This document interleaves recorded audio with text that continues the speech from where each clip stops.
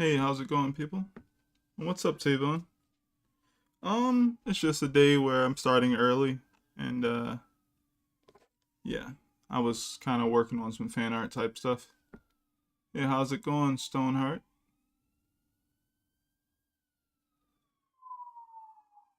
You know what? I think yesterday I said I'd call you that, but I think I can clearly see that that's an R and an N, so I'll call you Thorn. Yeah, working on some fan art before the comic pages. Just sketching at this point. Been just drawing down some rough ideas for poses and stuff like that I want to draw for the character.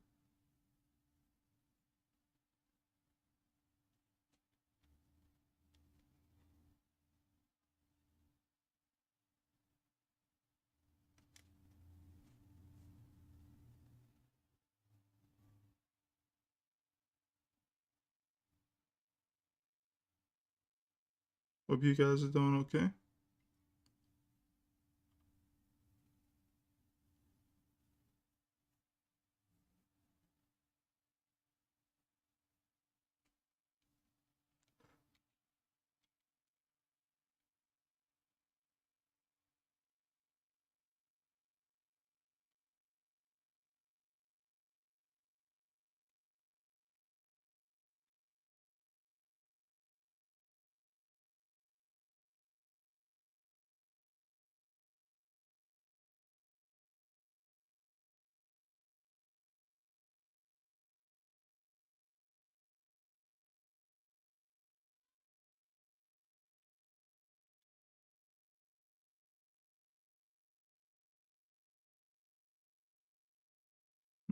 One, two, three, four.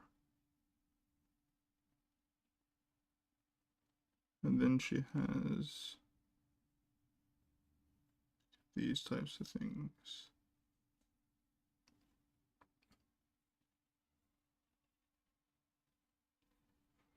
Huh, I like it. It's cool.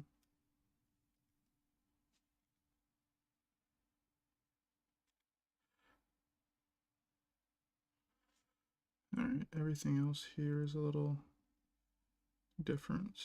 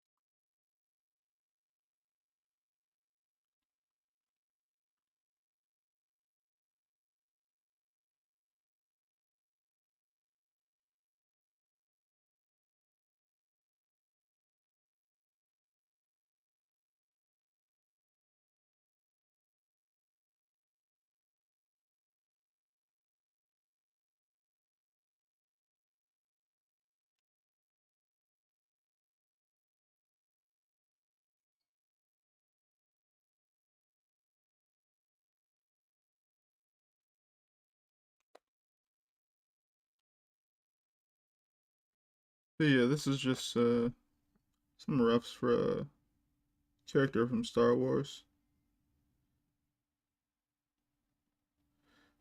that I plan on kind of finishing eventually.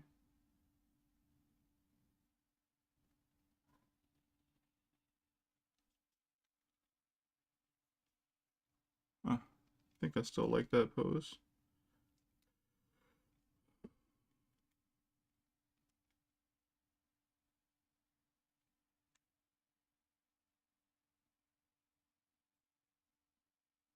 Should be almost time for us to start now, actually.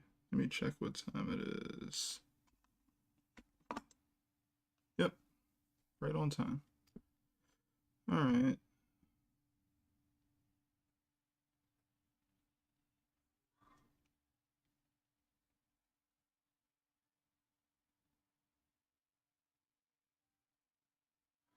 Just two of these straps here.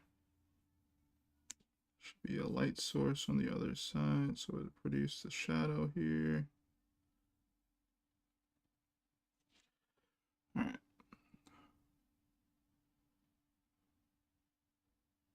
Hey, how's it going, Jerry? Yeah. Working on an Ahsoka sketch and kind of just figuring out which poses to go with. Yeah, I had a bunch just like sketched out, just trying to think about the character's personality and stuff like that, and how I wanted the picture to feel. And I picked one that felt slightly. It's not necessarily acrobatic, but it's has some movement to it. I like this type of pose. It's a bit dynamic, and yeah, at least that's the portion I wanted to describe of the character.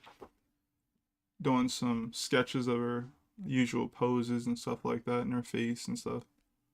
But allowing everything to be rough and not really cleaning up anything, honestly. Just trying to capture the energy of the character. Yeah.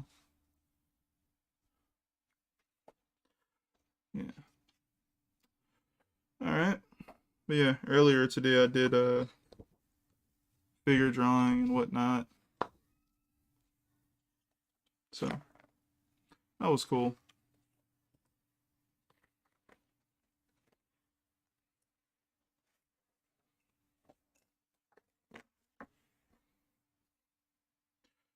I haven't come back to the Alita picture yet, but I did rough out an Asajj Ventress picture. I like that a bit.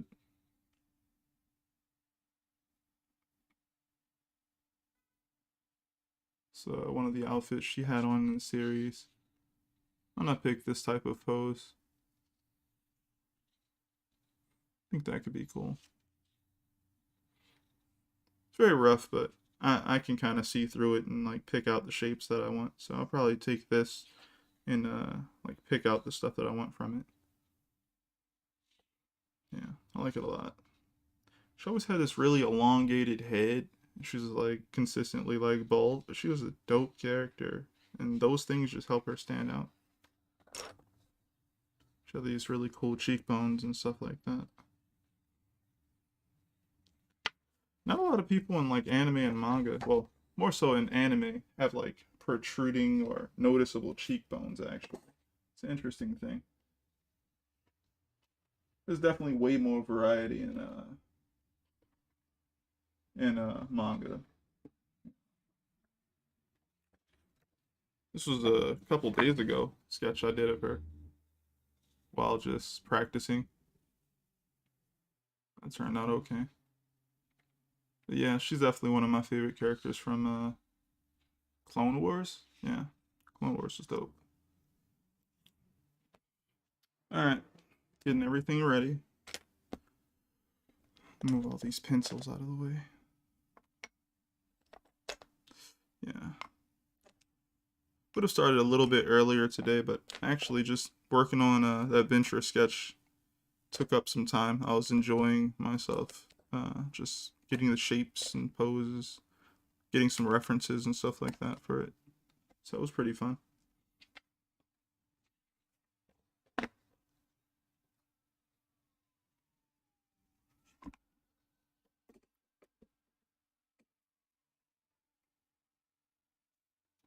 Hope you guys are doing well.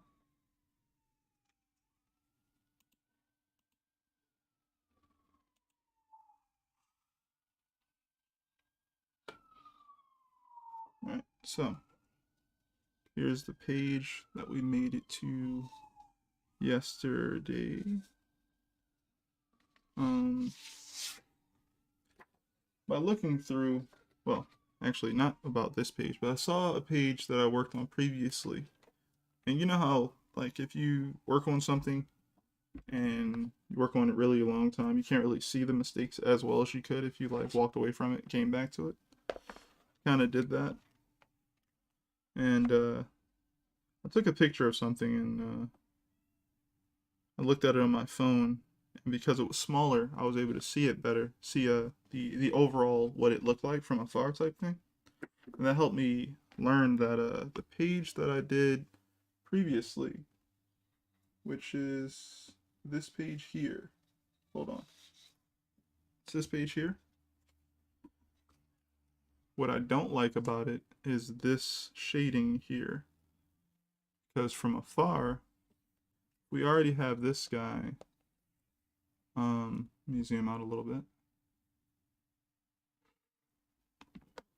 We already have this guy kind of being the main focus, if you will, like he's in the foreground.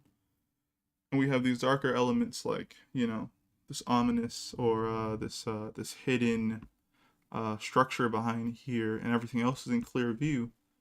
Then having this dark shadow here brings your eye there, and it's definitely not where I want you to look.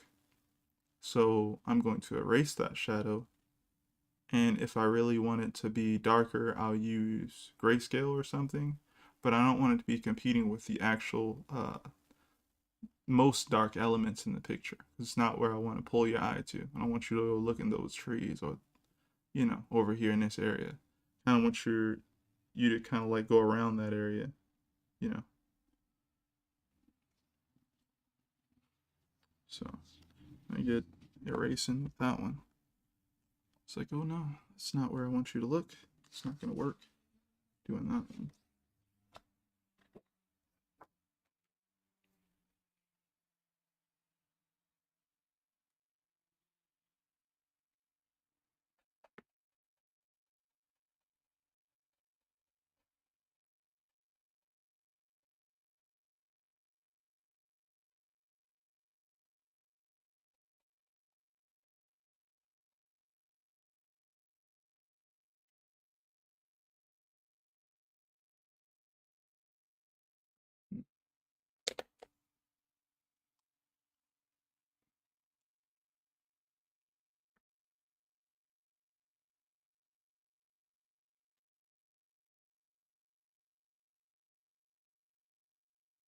Hopefully that'll work. I'll definitely have to lighten it up on the computer a little bit more. But hopefully that doesn't stick out so much anymore.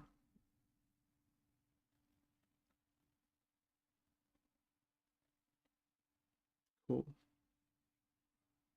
Yep. Also notice because of this here, didn't add anything over here, which I definitely should have.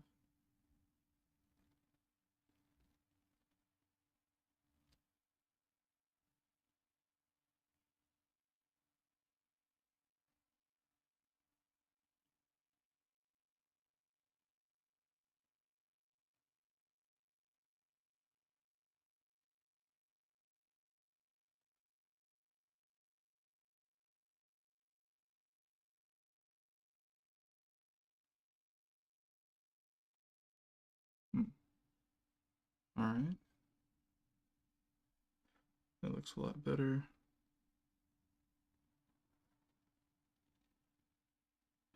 Could also increase the line weight on this side.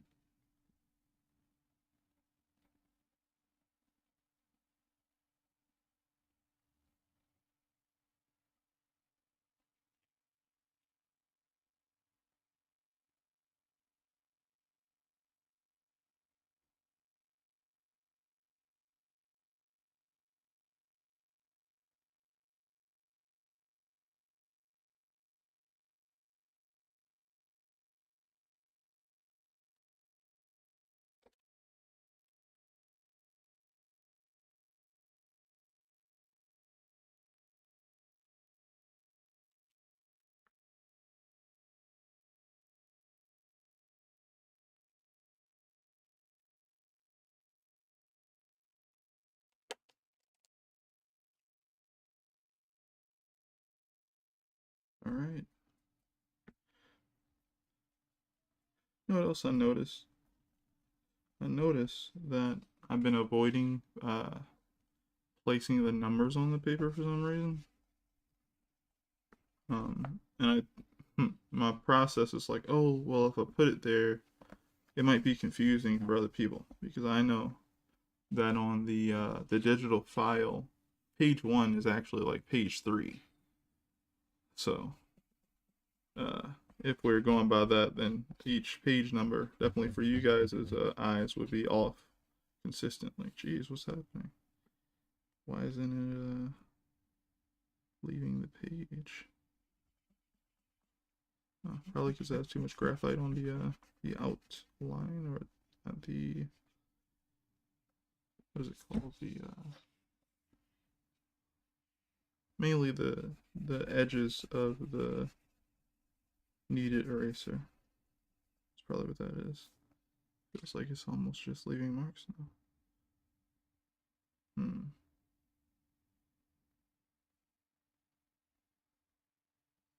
Maybe if I form it into a different type of, well, triangle onto itself, it might be able to pick it up.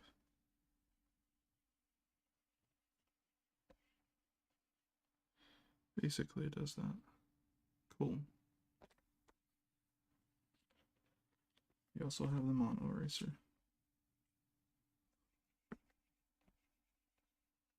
Not that I think it would outdo the kneaded eraser. Alright, so we go with that one. What else?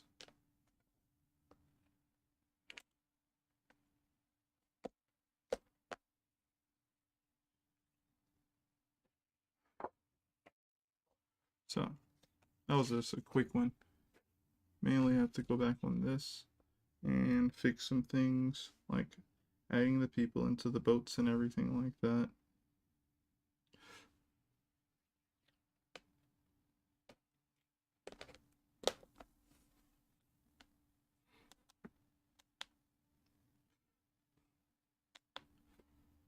So how are you guys? And you guys have any plans for the weekend? What's up? What we're working on? What we doing? But you don't have to share if you don't want to. You know.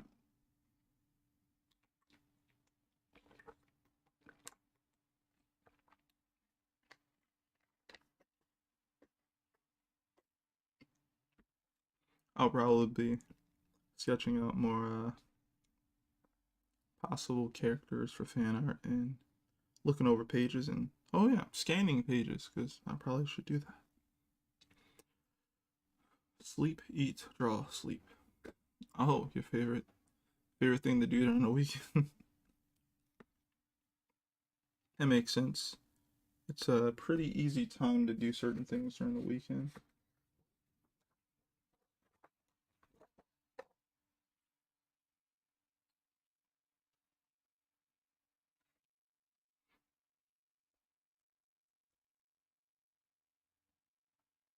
So the first thing I'm going to finish is the characters that are standing over here to the side.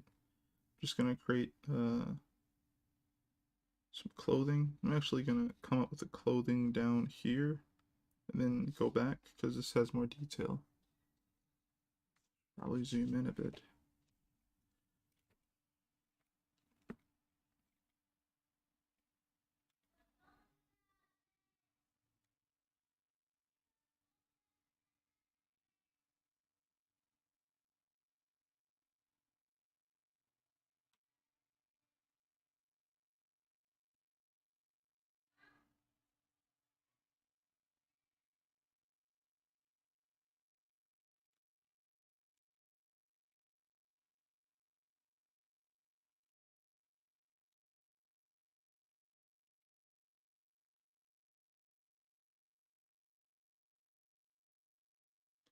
Also, I was enjoying Framed Ink too. It's a really good book, and I started it and some days ago. It's a pretty good read so far. Still in like the beginning, but I've owned Framed Ink 1 for some time, and I don't know if any of you are here when I was speaking about how when I was younger, I had the hardest time figuring out how to convert all the information that I was reading, instructional wise, compared like to art, into something I could use for comics. That was the most difficult thing because comics as a medium just speaks differently than I would say film does. Film has a bunch of tools that can be used against the senses essentially. Like, it's just it's still images, it's moving images, it's it's black and white, it's color, it's sound, it's all those things and all of it combined or separately at once. They can get away with all of it in film. In comics, your main stuff is your pictures and your text.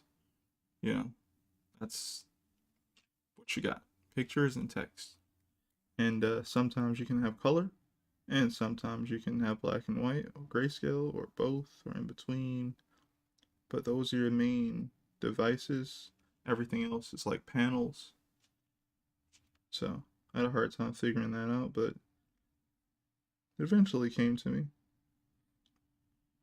I had to read a bunch of different books on just comics in general and get really familiar with, uh, well, with the medium. Then I was able to convert what I needed into things that didn't just work well for illustration, but also a comic book panel.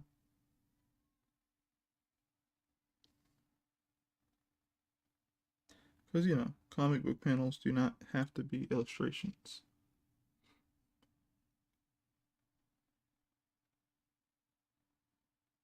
Can't even tell good on you.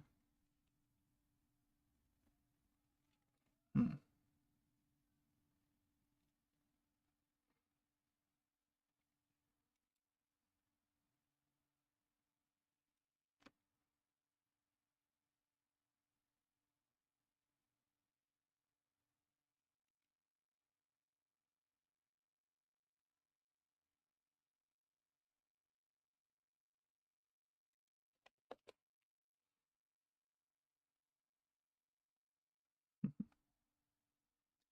Yeah, gotta try. Had to try. But yeah, it's it's a work in progress at all times. Trying to get good at certain things.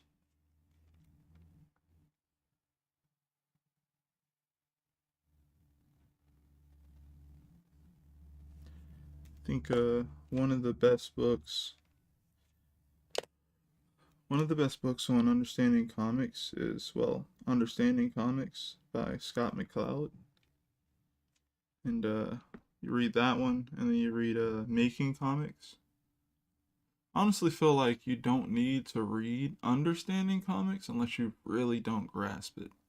Like if you've read, let's say, even if there's like about like 100 short stories, and you've like taken your time and like actually spread out what you're interested in, like okay, I'll read some manga, then I'll read some superhero comics, then I'll read some French comics, some Korean comics, some webtoon, some like if you actually diligently or have checked out multiple different types of comics, I think you as a person probably get it already. You don't need to go in it and read that book unless you just want to, make sure you understand what you believe you understand, like a checklist type thing. There's nothing wrong with that either. Um, but once you understand comics, Making Comics is the book you really should get. It's my favorite of the two because, I felt like I already kind of understood mostly comics and how they worked as a visual medium. And Making Comics kind of reiterates some of the stuff in Understanding Comics. Um, but it teaches you how to use the tools or a way to use the tools, right? And a way to think about using the tools. And great examples because the whole book is actually in a comic format. Though it's supposed to be slightly an instructional book, it's, in my opinion, like someone's notes on comics and how you could use the tools that you find available to you to tell a story.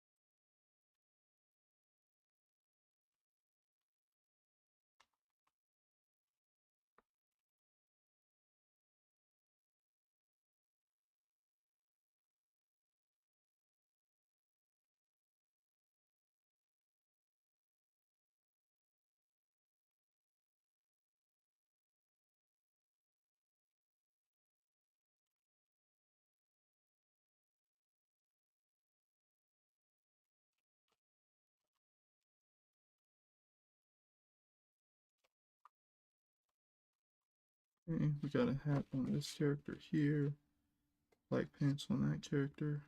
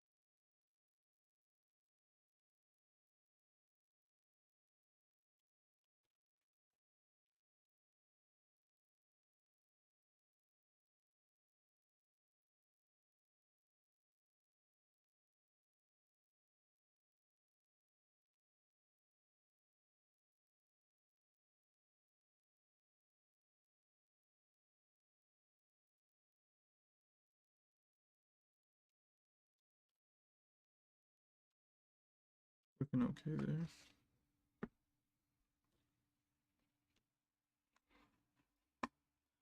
Let's check our references and see if we have one the correct way that someone's supposed to be in this boat.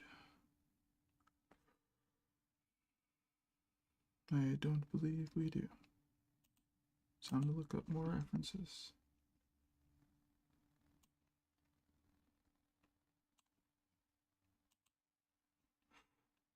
But yeah, I'll probably end up reading Framing 2 some more. I don't know if I'll binge it, but I'll have 2 days to read it, so that'll be great. And maybe I'll finally get to trying to review the book on my channel. Kind of put that content out for people if they're interested in what I believe of the book and how it pertains to, or how it adds on to what the first book was trying to say. So I think it's really cool that he went back and made a new book, you know?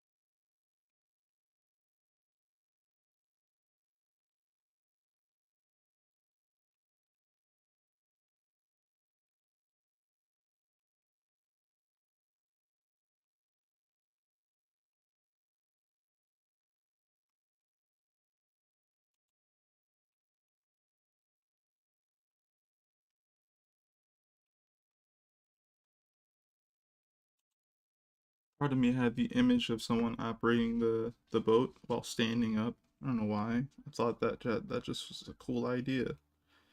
Um, but no, gonna have someone standing up if they're ready to receive, I guess, like passengers or something. But if they're rowing, if they're in motion, they should be sitting down and rowing. So yeah.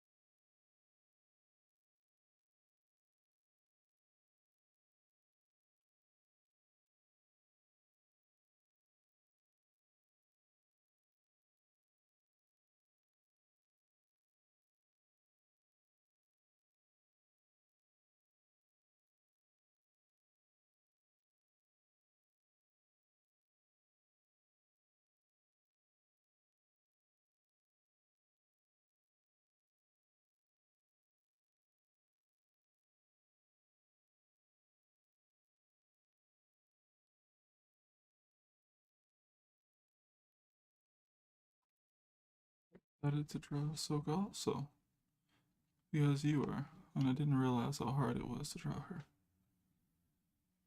Hmm. But she's fun, right? Despite her being hard to draw, she's fun though, right? Hmm. Um, I don't actually don't think Ahsoka for me is as hard, only because she kind of follows my design philosophies. Um, if you guys remember yesterday, I love graphic uh designs that are graphic can kind of read in any situation. So Star Wars design philosophy works well with exactly the type of stuff I like to see on characters. At least, like, you know, when they try to make a character look cool, it usually does to me. Um, yeah, yeah, it's fun, but the markings, yeah. Now you gotta like map all that stuff out, right? Now you gotta be like, all right, like, does this side match up to that side, and you gotta probably have to draw like, you know, the usual, the T joint for the face, and I'm sure she has some sort of markings on her forehead and something on this side and on that side, and oh yeah, she has no eyebrows, right? So you gotta like figure out how to make that work, and then yeah, yeah. I think that yeah, that's once you even get all that in place, now you have to make these very neat, straight lines that are supposed to represent that pattern, or or you do something that takes just same amount of skill, but it's a different technique. Where if you were to shade everything that isn't the pattern on the face, then it would just stick out. How depending on how sharp you leave the space for the markings, you know. So it's like, yeah, but yeah, right. It can be fun. It's fun sometimes. Cool. Right. But I get to experiment, so I'm enjoying it. Yeah, exactly.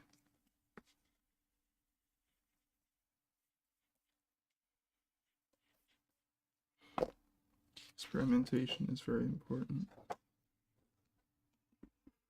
Hmm.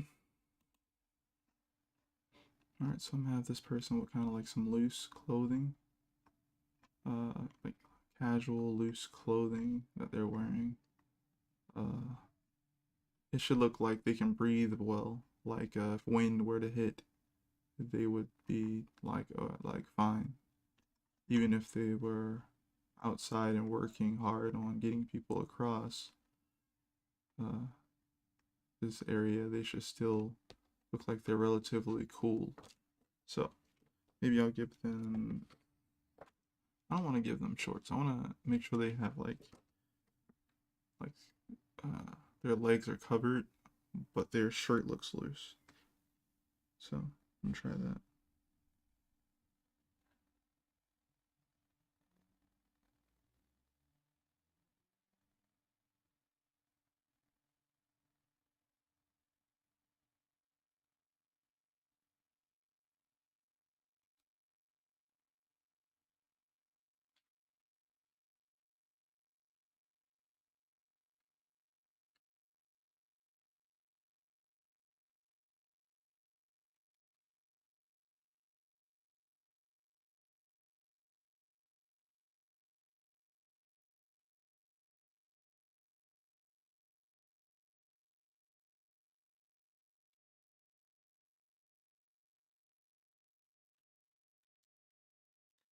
Funny, I'm talking about this guy's outfit like you guys are actually gonna be able to tell what he's wearing. He's so tiny. It's okay. It's all recorded in the video.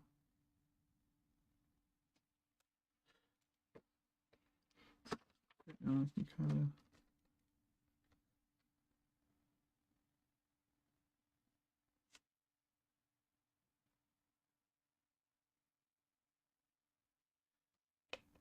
Okay.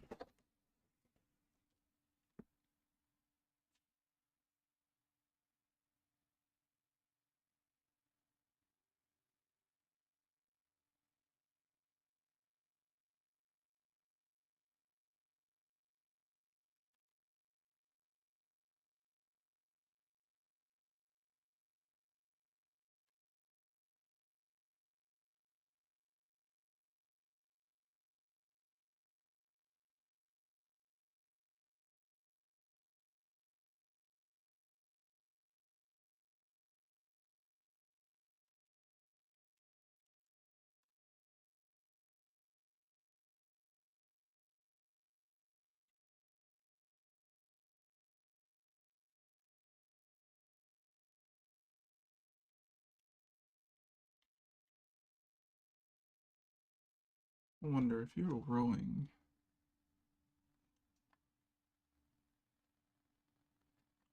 would you be able to see? Okay, that's one. But what if you have two paddles? Okay, there we go.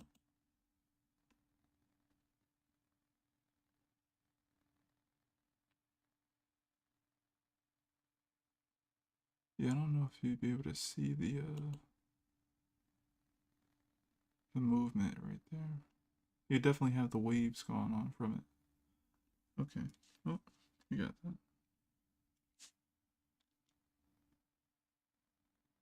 Thinking now I have to kind of do the same thing that I was doing on the other side.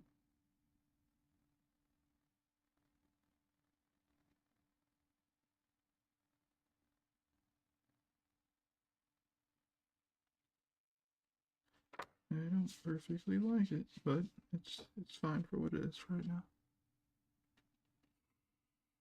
And what happens when you don't want to row? You just kind of pull them in a little bit and make sure they don't move, I see. Hmm.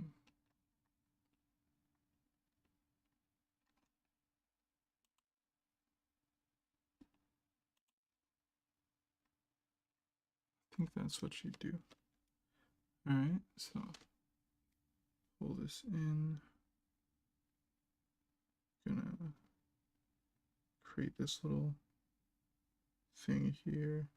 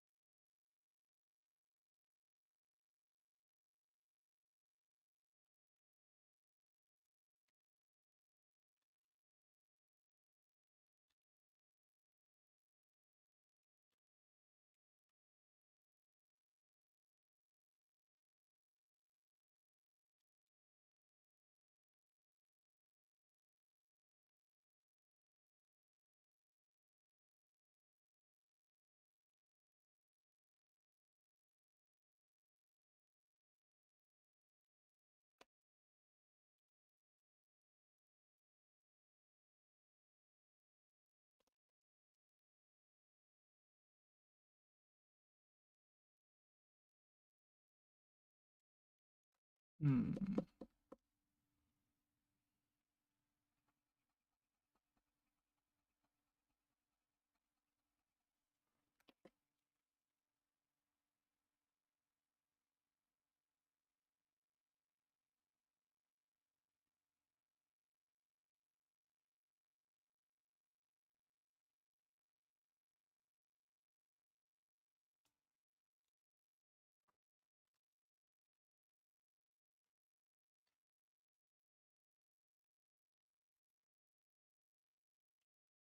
I'm gonna change the angle of this one.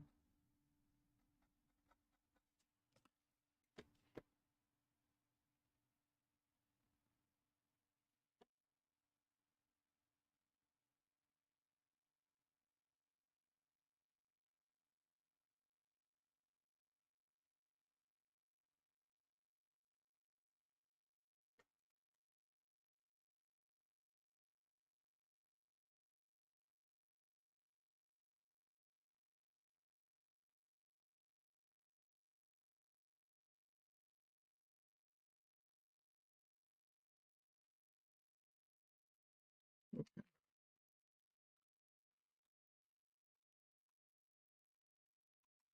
I think I wanted the probably the pants to be darker. I'll probably go with the shirt.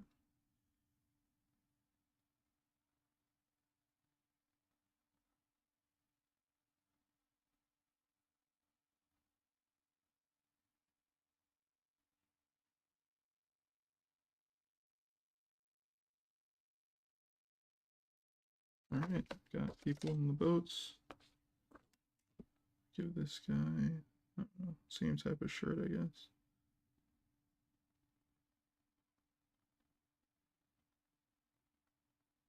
Short sleeve.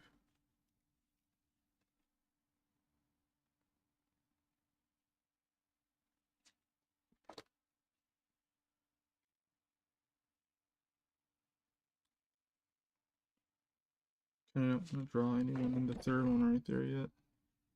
I felt like if I drew anything in there, they'd just have their knees or whatever cut off. That wouldn't be cool. It might be distracting.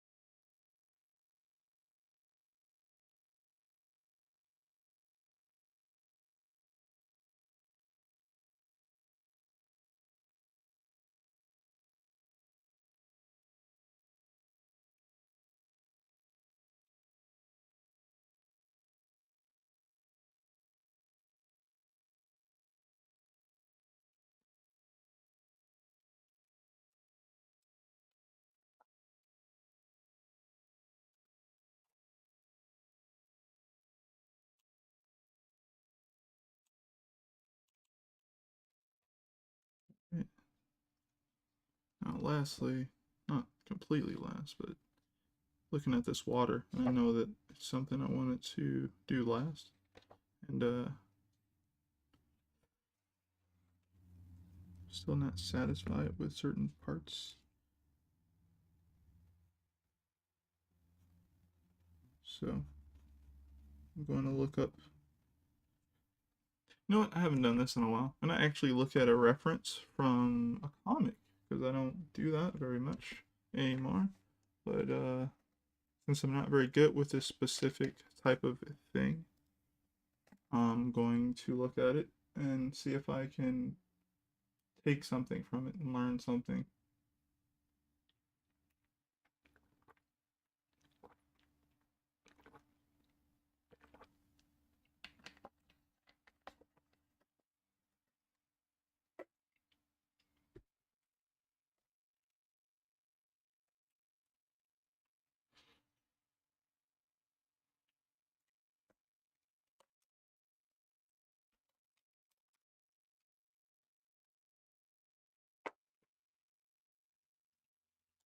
Put that pencil down before I end up stabbing myself in the eye or something.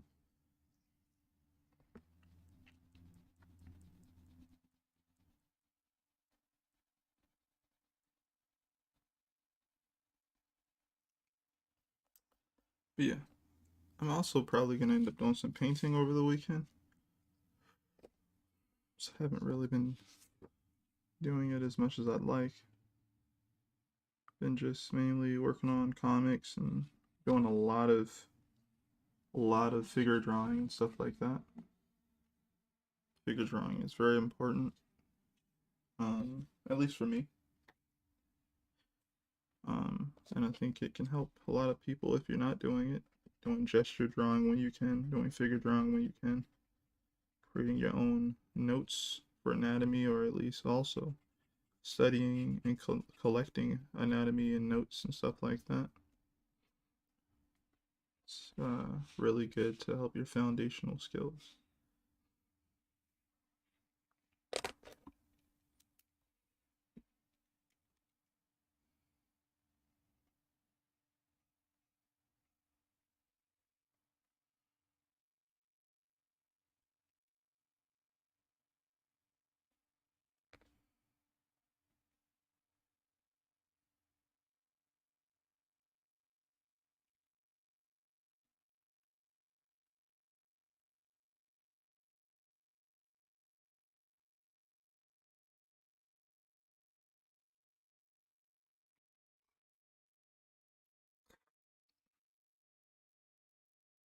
Okay.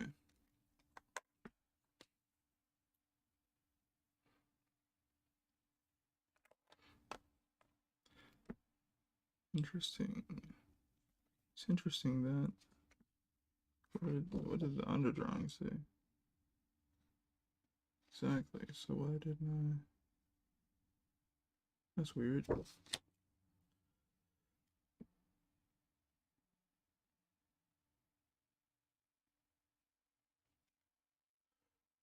Alright, so now I have that all established. I am going to grab that reference real quick. It is going to probably be Michael Turner's Fathom. I own volume 1. It's a good book. It's a lot of cool stuff in there.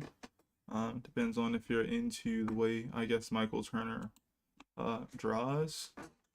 But I think he's pretty good.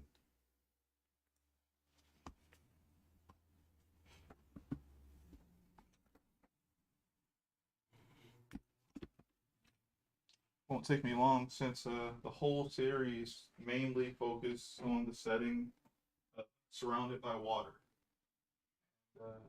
Yeah, that's a big thing in there. So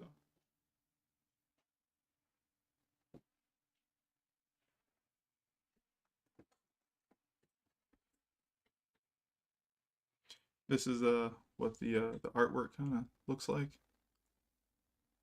Looks nice to me. I think he mainly penciled this, and you know, whole system of penciler, inker, colors. You know, like most American comics. But yeah, I'm mainly here to see water, and I'm not looking for an approach that's uh too overdone. I'm looking for something, or I'm going to take what I find and turn it into something that's a little bit more simplistic. So, yeah.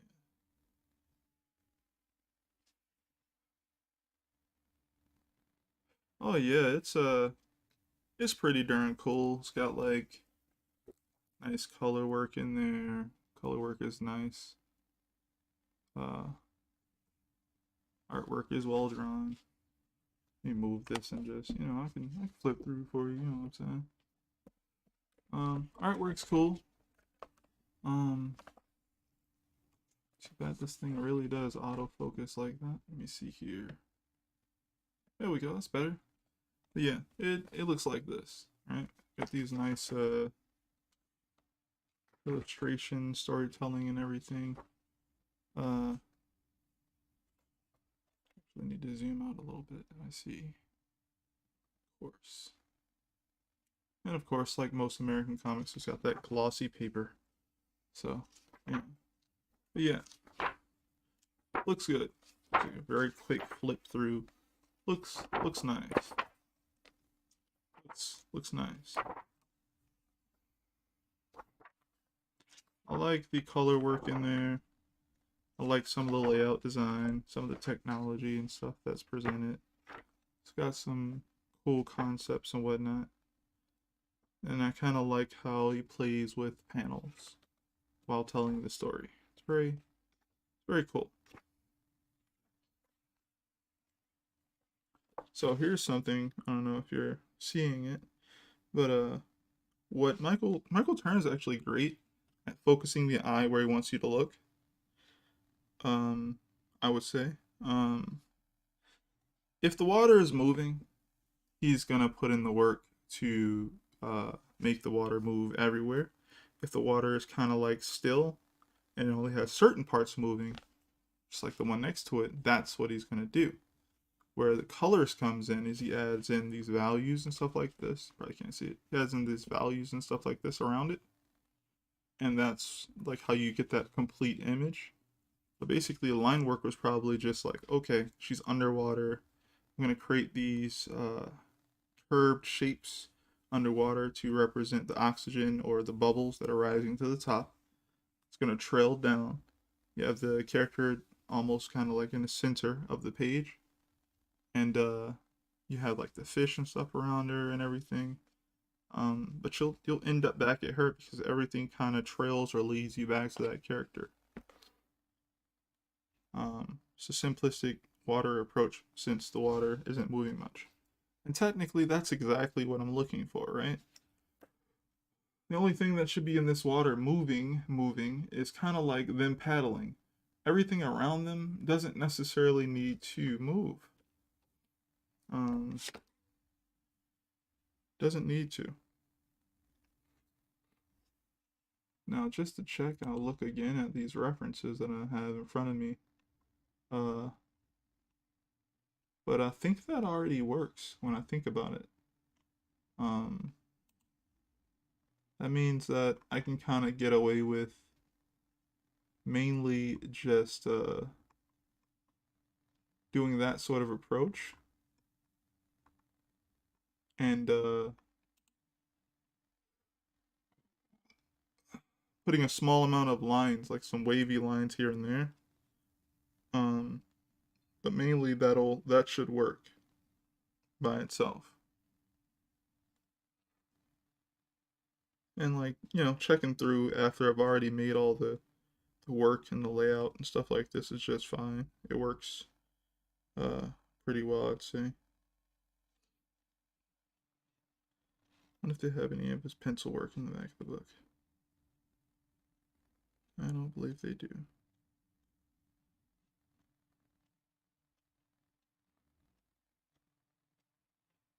Oh, they do. Yeah, they do. Not very much. Kind of like example of his pencil work.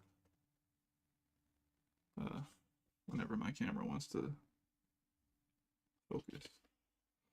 Yeah. Yeah. Anyway, yeah. So, got my example. I know what I want to do with it. Let's do it.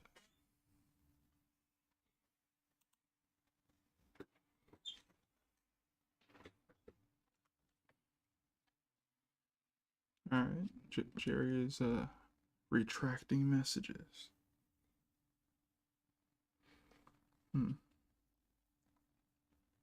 So if that's the case, I can do these very light strokes, these waves, and I wouldn't do it anywhere else except for near the boats anyway, since they're moving everything. Well, like they're cutting through the water or whatnot. So I'll try to essentially keep your attention here. So most of the things will be grouped here.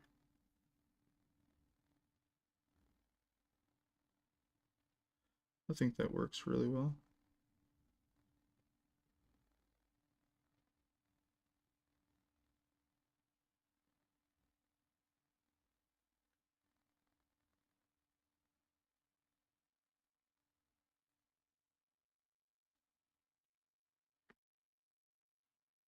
I was speaking a whole nother language.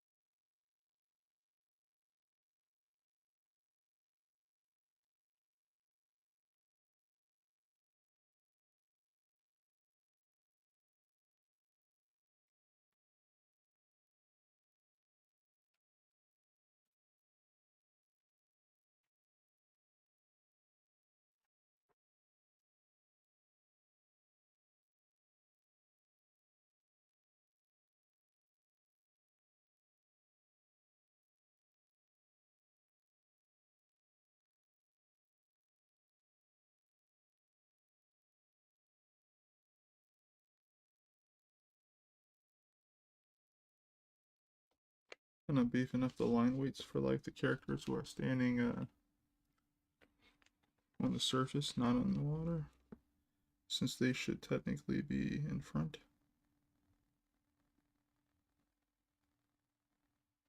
Didn't I give her a hat? No, here.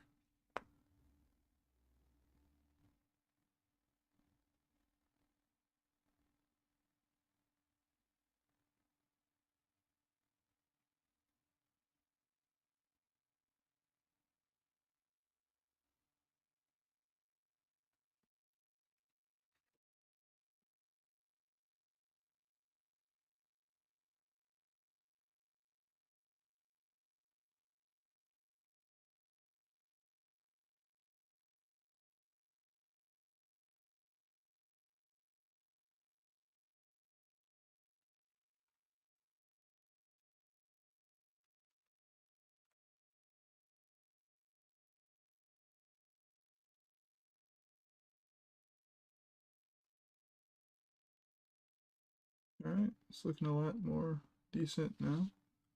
I can use it. Alright, so now to start checking over everything. I'm gonna actually try and guess I'll start from the beginning. I guess that'd be smart. Or I could just literally go backwards, but you know, yeah, that might also be a move to do. Alright, let's see. Oh, forgot to zoom back in. That's not zooming back in. Oh, yeah.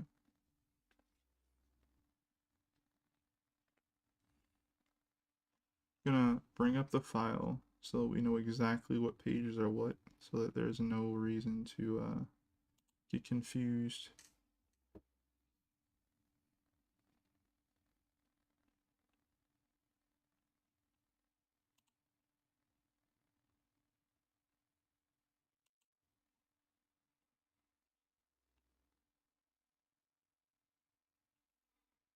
Alright, so I have a good view of everything here. And this is page 17.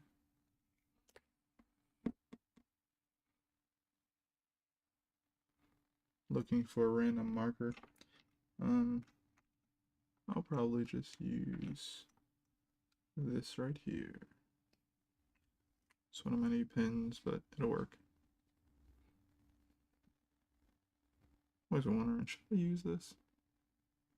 Should I really use it? Page 17. Move this away into the sides since we've already kind of worked on it. I'm always like, where should I exactly put it though?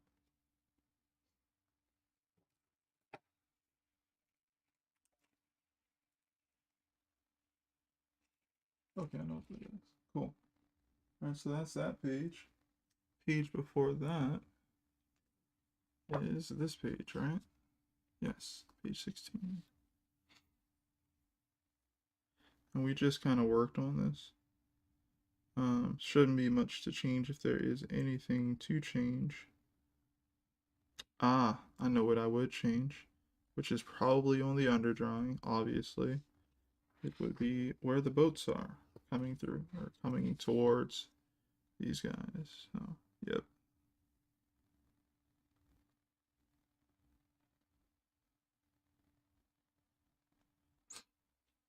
Doesn't have to be, looks a little blurry.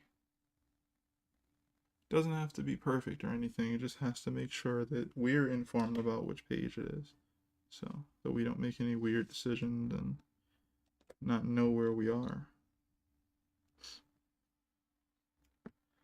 So that's okay. So if we have a boat right there, what, I mean, it doesn't make as much sense since on the other panel we have it where, oh no, this one's already close. Cool.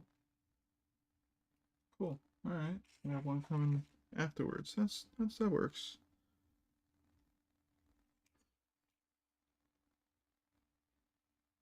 But what direction is it? It is exactly like that. Okay.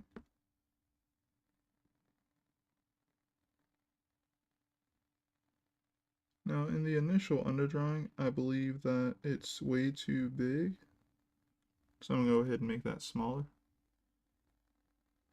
The boat.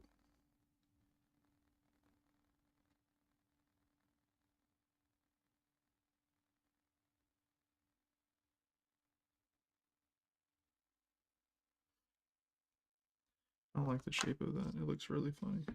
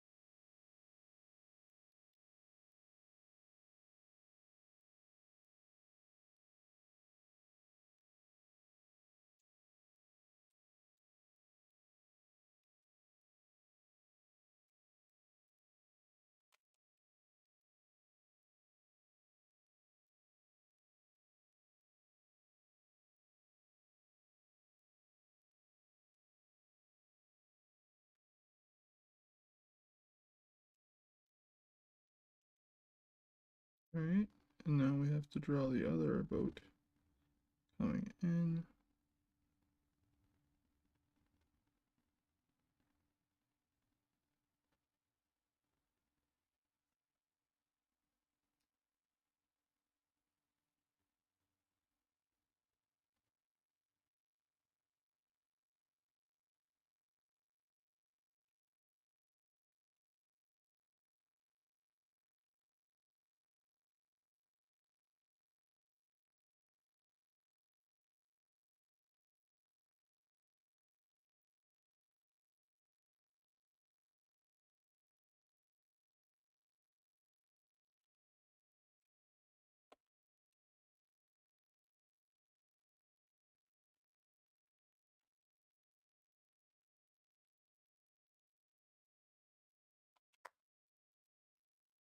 Hey, stupid question. Why does most manga art look alike? I can't tell one artist from another most times.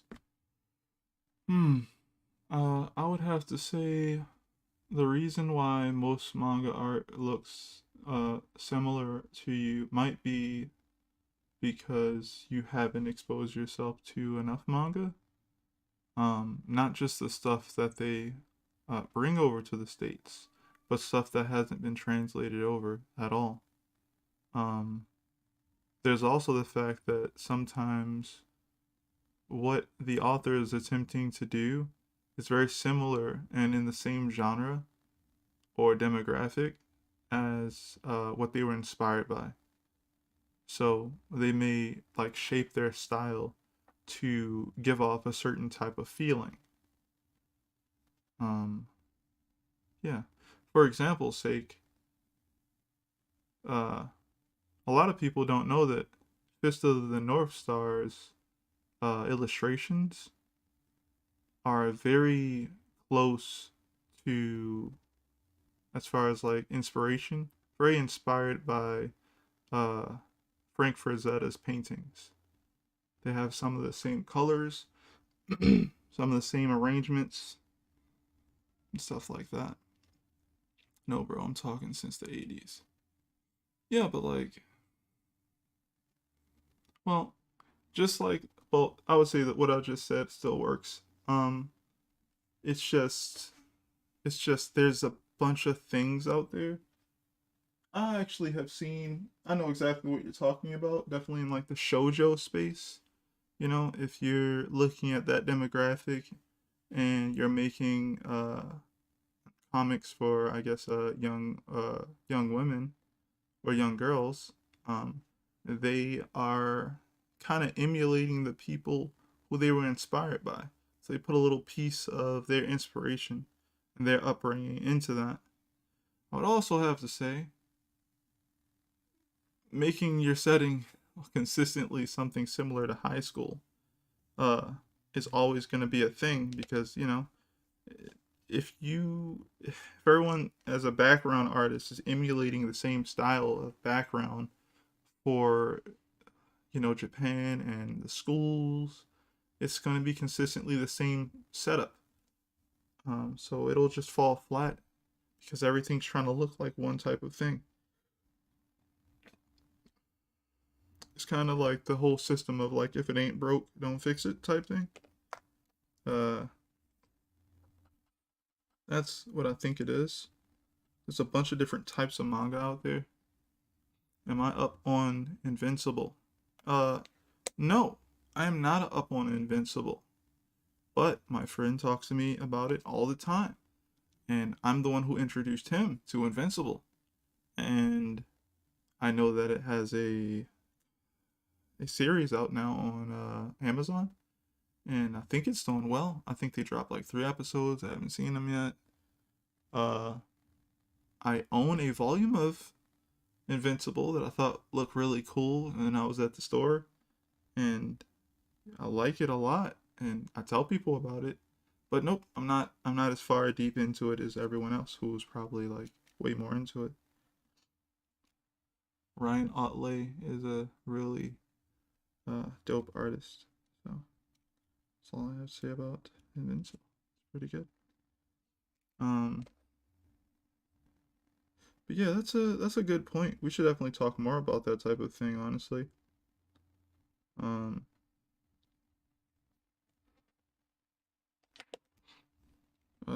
what else?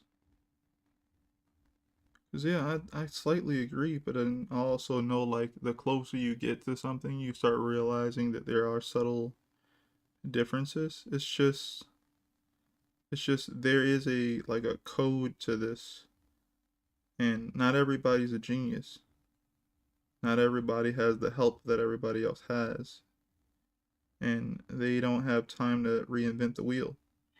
So instead, they're like, I need to come up with something so you recognize what this thing is before you open the book. It's the same way you could design your style, right?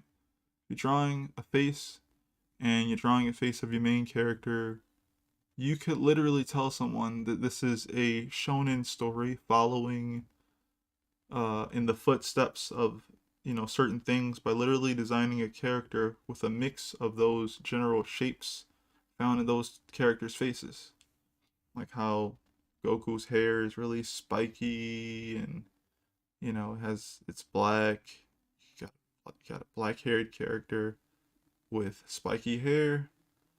Might have certain type of a round shape to his head if we're going Dragon Ball. Might have a more angular face if we're going Dragon Ball Z. You know, you're just playing with shape language to essentially tell someone, hey, this is the type of character this is, and this might be the type of story you're into if you like these general shapes. If you like the way that these things are designed, this might be the story for you because it's in the same genre type as that thing that I'm kind of using to like make you feel something without even knowing anything about the character. And yeah, it might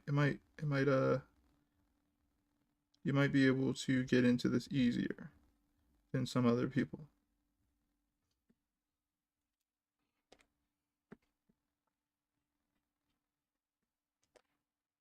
I wanted to buy the compendium collections for Invincible, but couldn't afford that at the time.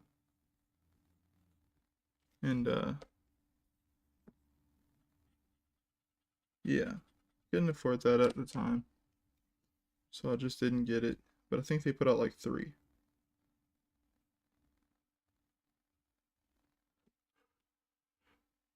Just read all 144 issues online. Always artwork for the animation. Oh, what? Always artworks or artworks for the animation. So it's looking like the comic book coming to life in a way. Awesome. That's always great when like your art style from your comic can translate well. See, that's another thing that happens where like if you make your art style simplistic or something like that, it can translate well to a series because most people have a hard time animating things that are realistic unless they're going to use 3D models, and 3D models still, I don't know, they still kind of have a hard time uh, with people's opinion, I would say, because sometimes it really could turn out bad.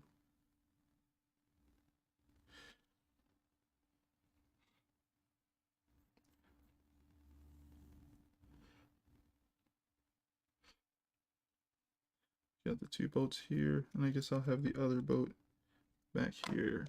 I'm gonna erase some of these lines I have for the waves because if it was that uh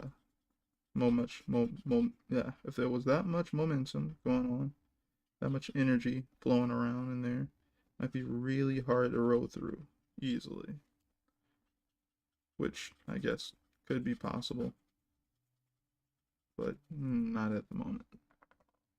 Maybe when it's raining or something like that. That would make sense.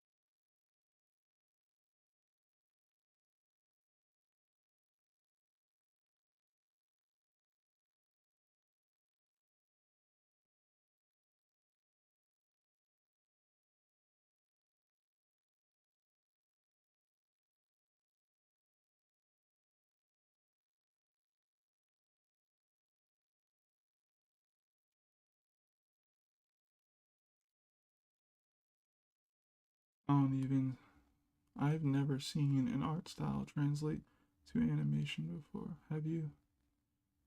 Would love to see 80s X-Men animated.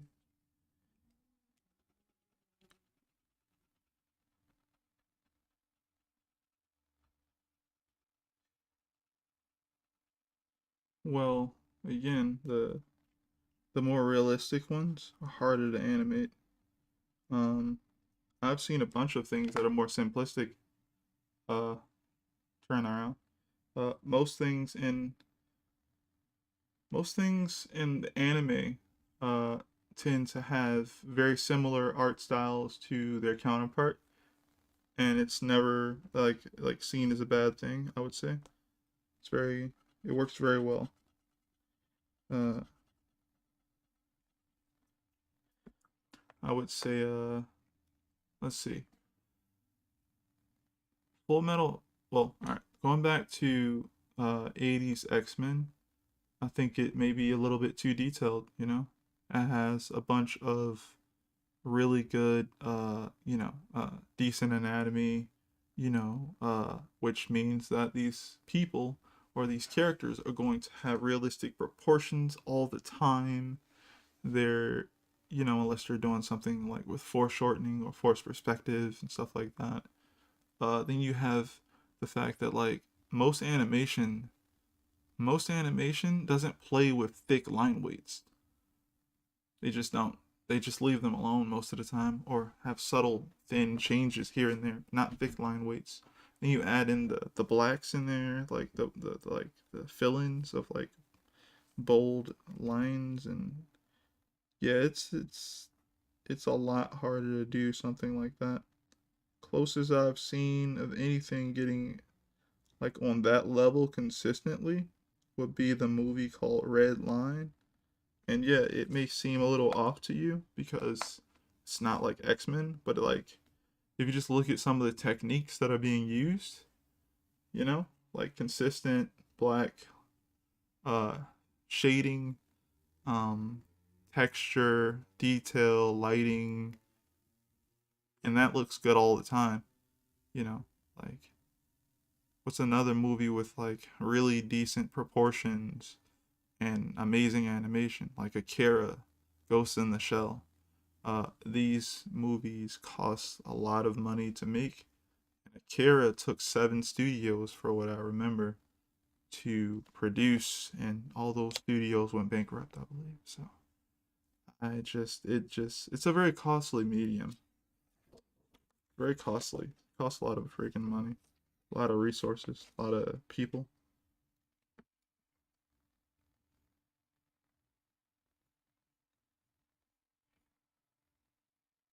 I think when it works well, it's awesome though.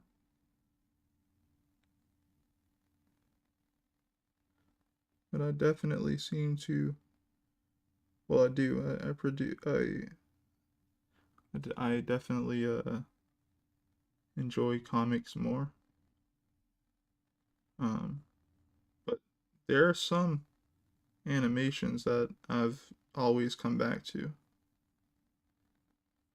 Cowboy Bebop is one of my favorites of all time. I think they outdid themselves with that one. Um, everybody involved kind of outdid themselves with that one. I don't think there's a weak episode of Cowboy Bebop at all. Um, I don't think that the animation slacked ever. Soundtrack is memorable. It's so good that they basically have a different song every single episode.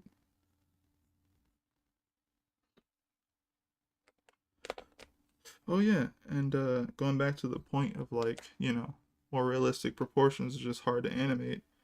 That was something that they were trying to do with like I think it's 90s X-Men, I guess. I guess it was the 90s X-Men cartoon. And that looked great and all, but it was very hard to get those characters to move smoothly. So I believe Bruce Timm was trying to figure out a strategy to, to make their animation stuff work better. And he was just like, I'm just going to do it how they do it in Japan. Just going to essentially try to take these forms and make them more readable. Instead of going the detail route, I'm going to go ahead and do the more simplistic route. That stuff costs a lot less manpower. It's doesn't cost as much, and it's not as difficult to move these shapes. And I'd say that helped out a lot. A lot of people seem to enjoy all those cartoons. And I'm sure the writing on those episodes helped a bunch. So a lot of people really still enjoy, you know, what those characters said. So I think that it turned out well.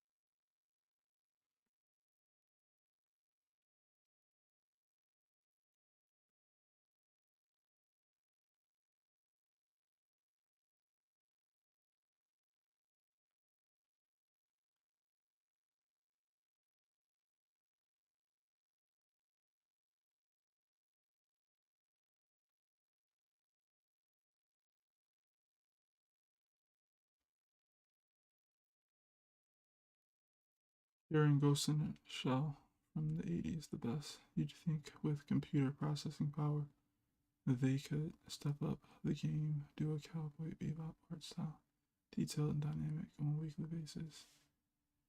I mean, there's always either UFO table or Ufotable who did Kimetsu no Yaiba, you know.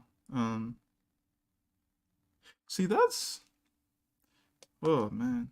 Look, I'm not gonna act like I know everything about the American comic book industry, but what really annoys me is that it seems like no one wants to fix or see that there's a problem with it, and the problem being there's a lot of money going into the movies, but not a lot of money going into the comics, which means that the comics are definitely having some sort of problem because it's not that the content isn't good, it's that the content is just hard to digest for some reason.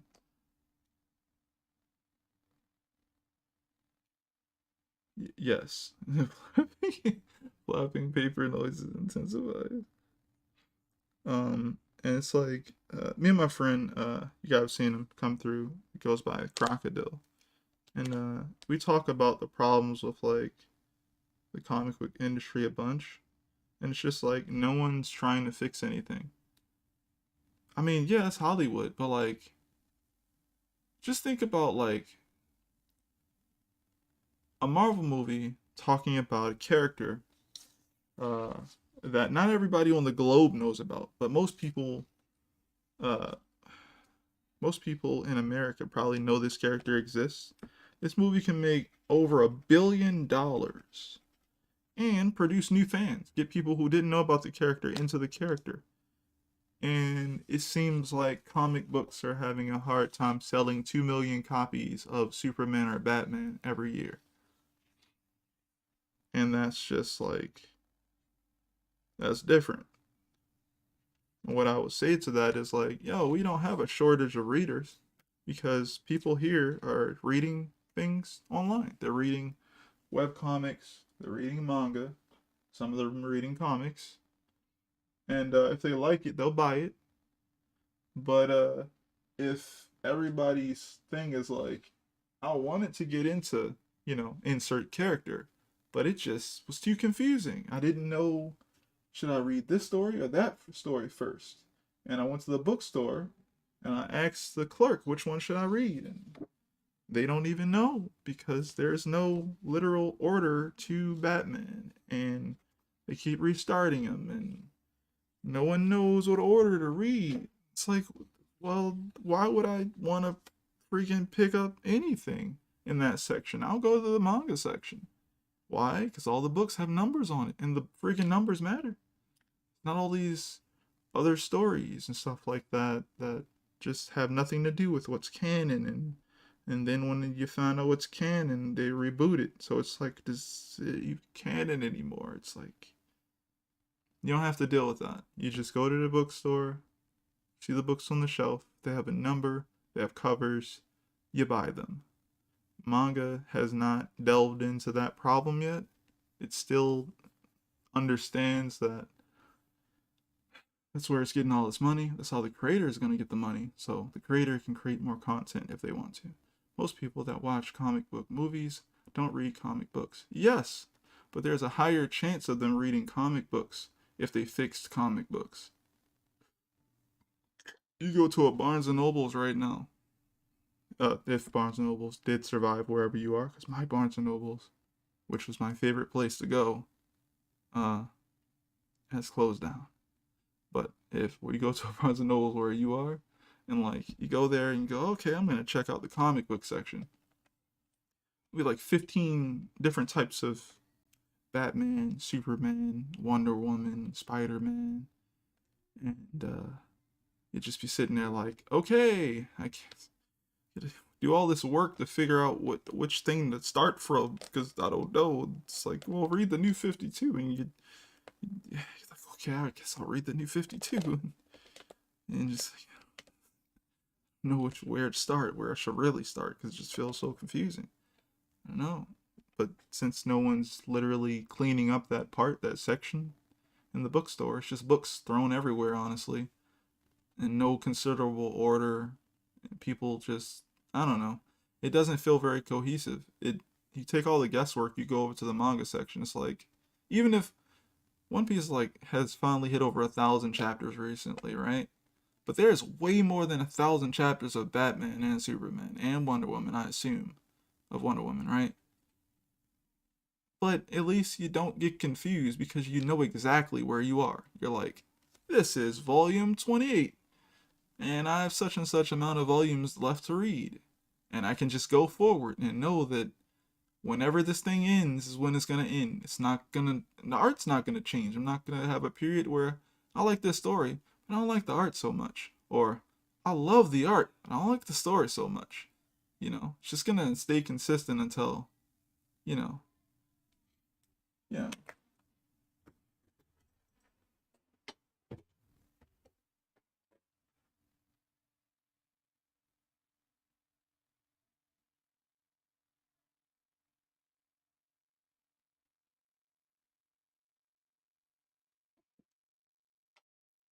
That was me backing away to find my Court of the Owls book, but I can't find it, so I am now coming back to the.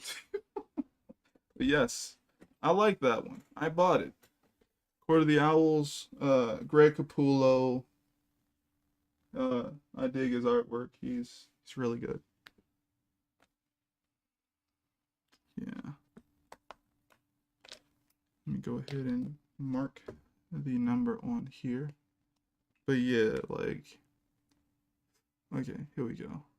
Mine's still up. That's awesome, Jerry. I'd get depressed thinking about. It was like my favorite store.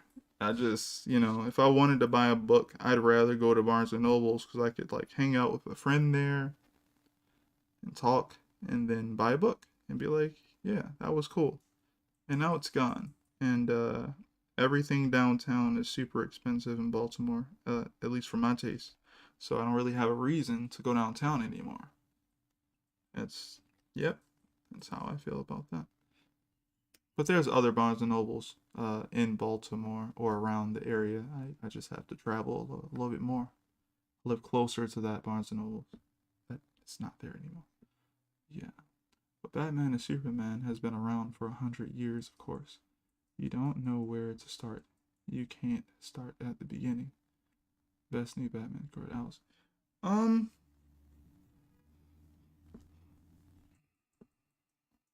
Batman and Superman have only been around for about, I would say, 85 to 90 years, actually. And yeah, you're right. You wouldn't want to start at the beginning. You'd want to start where I guess the people who are running the show say that the new canon begins. But if they keep restarting everything, there's always going to be a new canon. So I believe the new 52 came and there was like, this is the thing to read. And then the new 52, I think, took some sort of bad turn. So some people don't like the new 52. So they erased it by doing something new with, I believe, Dark Knight's Metal, which is really cool. And I'm not going to spoil at all if you don't know about it. It's really good. Let's just say it means you could probably start wherever you want. But that doesn't take away the problem of just telling people or giving people a canon, because there's so many books that are shipped that don't get bought that booksellers are like, yo, take these back. Like, yo, we can't get rid of these comics, you know? And I can assume like, yo, like, if you have a bunch of just books that you paid people to work on, and then the books don't sell,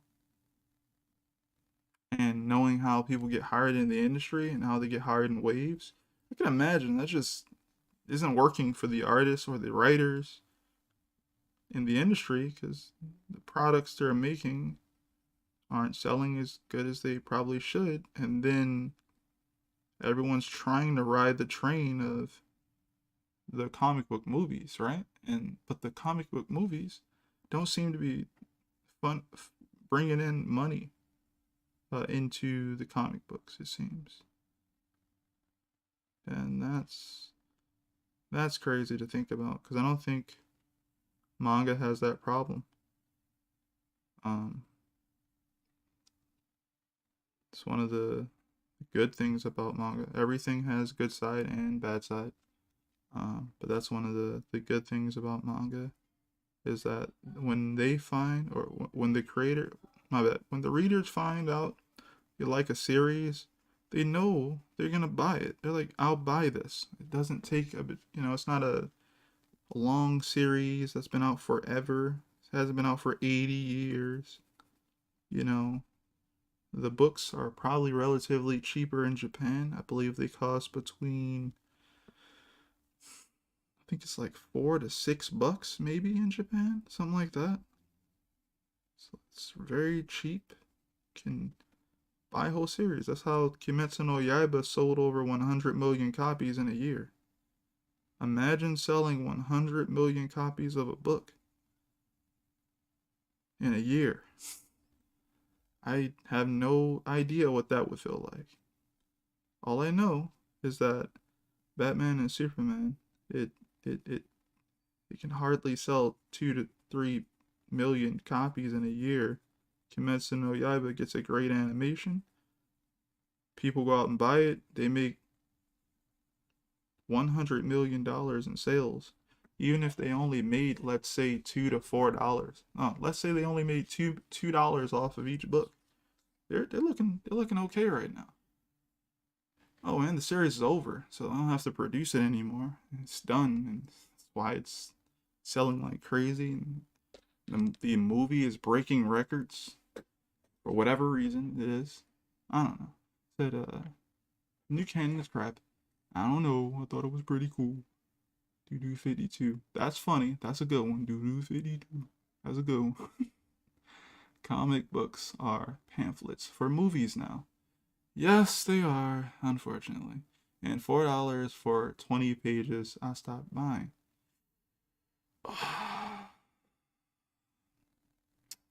Yeah.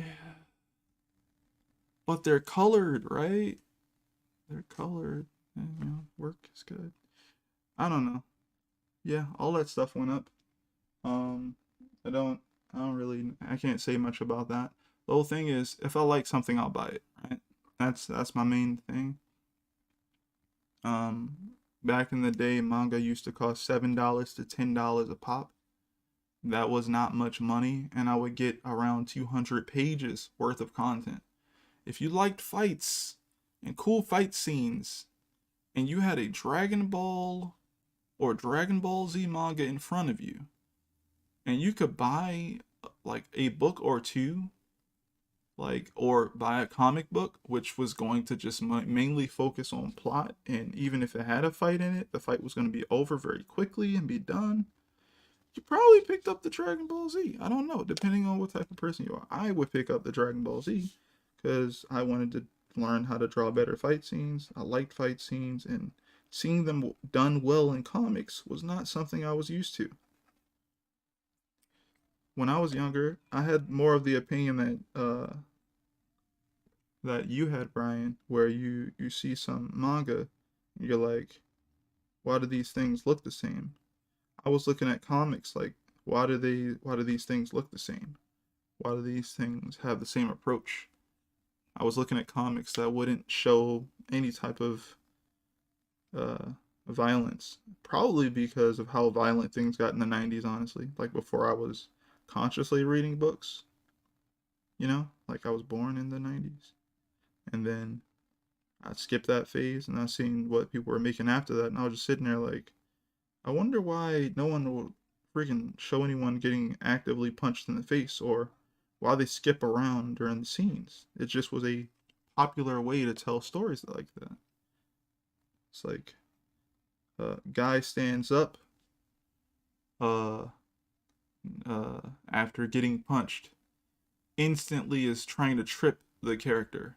The guy who was about to get tripped in the next panel is already jumped into the air and he's about to kick the guy in the head. The guy already got kicked in the head the next panel and he's flying into a closet.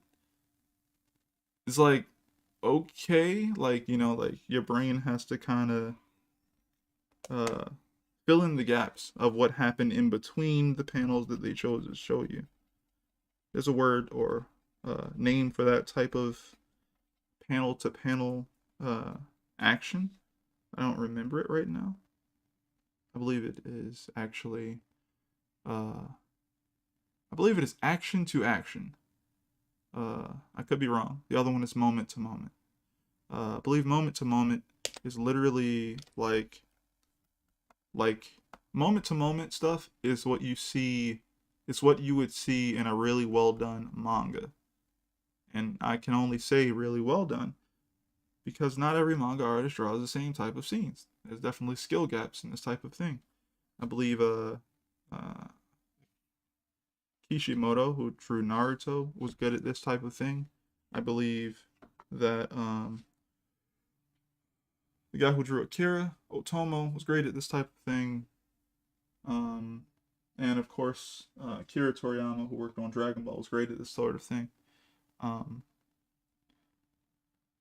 it's where there is no really crazy gaps in between the action. You kind of get exactly what's happening. Each panel, you kind of can tell what's really happening, and it's just drawn so well. Also, the guy who draws Blade of the Immortal is fantastic at this sort of thing. I know I have money, so I just kind of wait till it's cheap. I understand, Jerry. That's exactly how I feel. Like when I don't have the money for something, I'm just not gonna buy it. I'm just gonna wait. I'm gonna put it on a list, and even if it takes years and years and years, I'm gonna get it. But I gotta wait to like make sure that I can be okay with my persage. Now this is not the last page. This is page 6 though. Nice.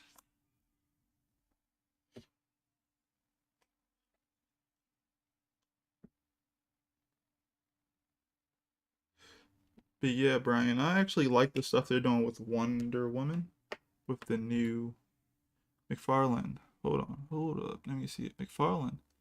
Spawn sold crazy at first. Manga versus comics.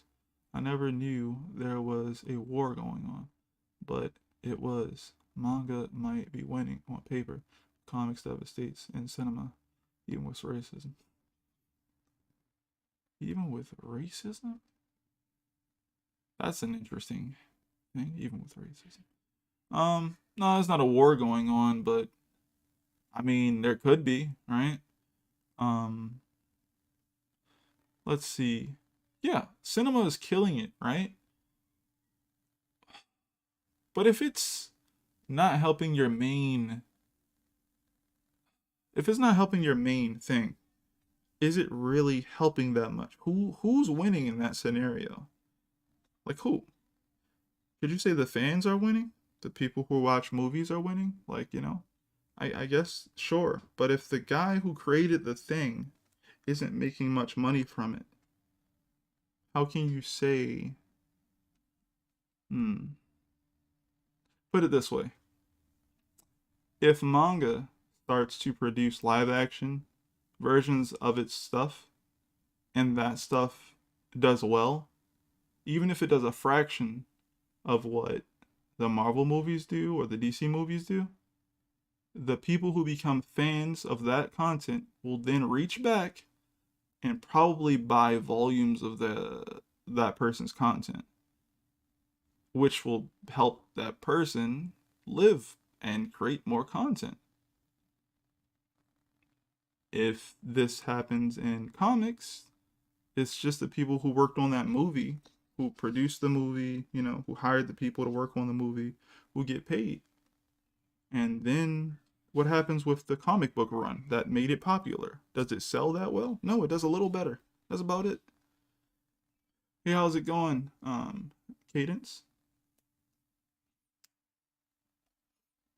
We're just talking about comics, manga, and stuff like that. Talking about what's put out into the world. Oh yeah, I mean, I'm literally just thinking like, the best thing about comic books, my bad. The best thing about movies and like them being in theaters is how affordable they are and accessible they are.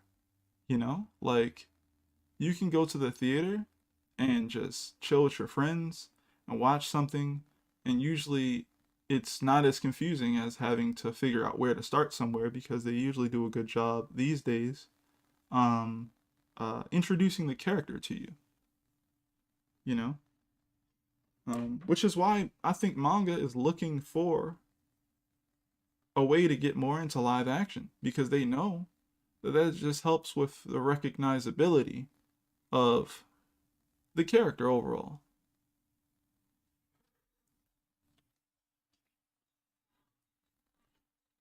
It's okay, Tavon. It's okay, bro. We gonna make it one day. We gonna make it to 8, bro. We gonna do it one day.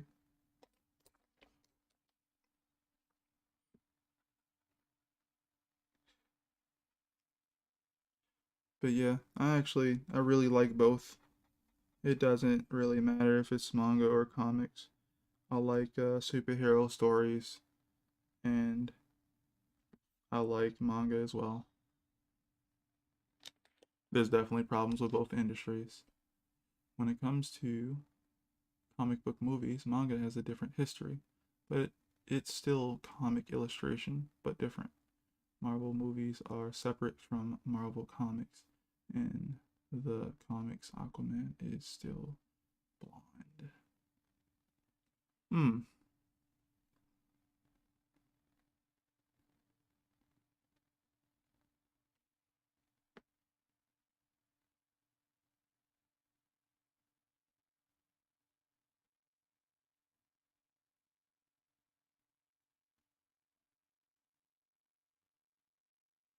Yeah, I definitely. Yeah. Yeah. I feel that. I feel like the art styles are better. So you switch genres. Hmm. I don't know. Um. Art style. I mean, I really feel like it's about the amount of time you're allowed to put into your art form. Uh, I really feel like that's always going to be the one of the biggest factors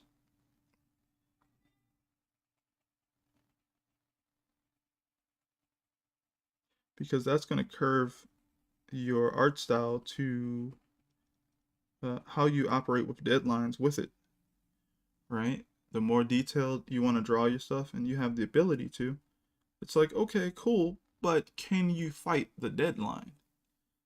like what was his name? Tetsuo Hara. I think his name is Tetsuo Hara, the guy who drew Fist of the North Star. I think Fist of the North Star was published on a week-to-week basis at first, right? So that means that, you know, if you've ever seen what the Fist of the North Star artwork looks like in comic book form, that guy was producing that on a week-to-week basis. That is not easy unless you were Tetsuo Hara, I guess, and you trade for that all your life, I assume, or something. You're really good at what you do. If you aren't good at that, then you had to figure out a way to either simplify your art style or get better. It's hard to do. So, shoot, even Akira, believe it or not, was published on a week-to-week basis. And as crazy good as Akira is, you know, most of the time he did like most of that work by himself. He hired 2 assistants at the near the deadline, around the end of it, to kind of help him finish up the rest of the pages. It's none of that stuff seemed easy.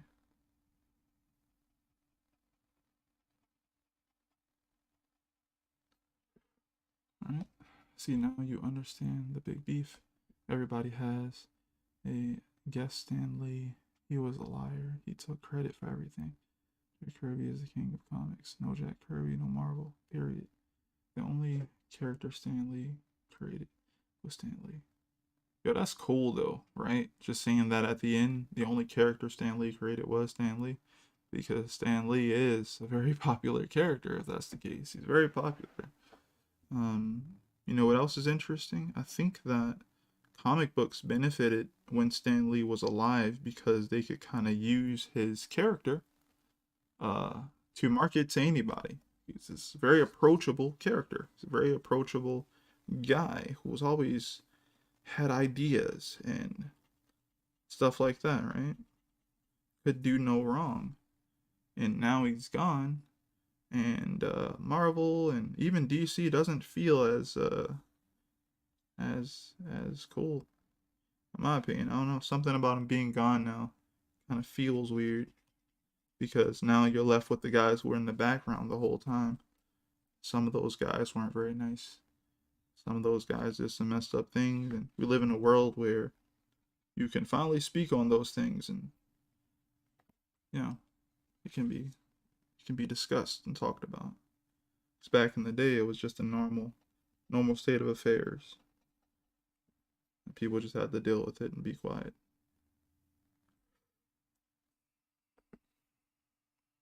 Yeah, I'm a big fan of Jack Kirby as well. He's one of my favorite comic book artists. And I love all his contributions to the art form. One of my biggest inspirations. This is page 6. Let me start grabbing all the pages, that way I don't take too long.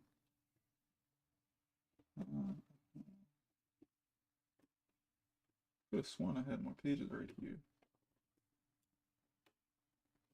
Okay, and this is the previous chapter here.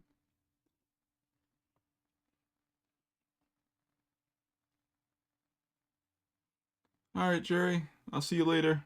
Adios. Until next time, which will be Monday.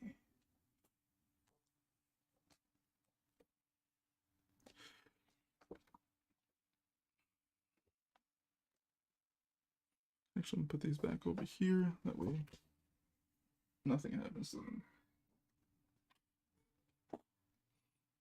Yeah, I don't really have a gripe with anything. My problem is just, man, it would be nice if some of that money trickled back into the comic books.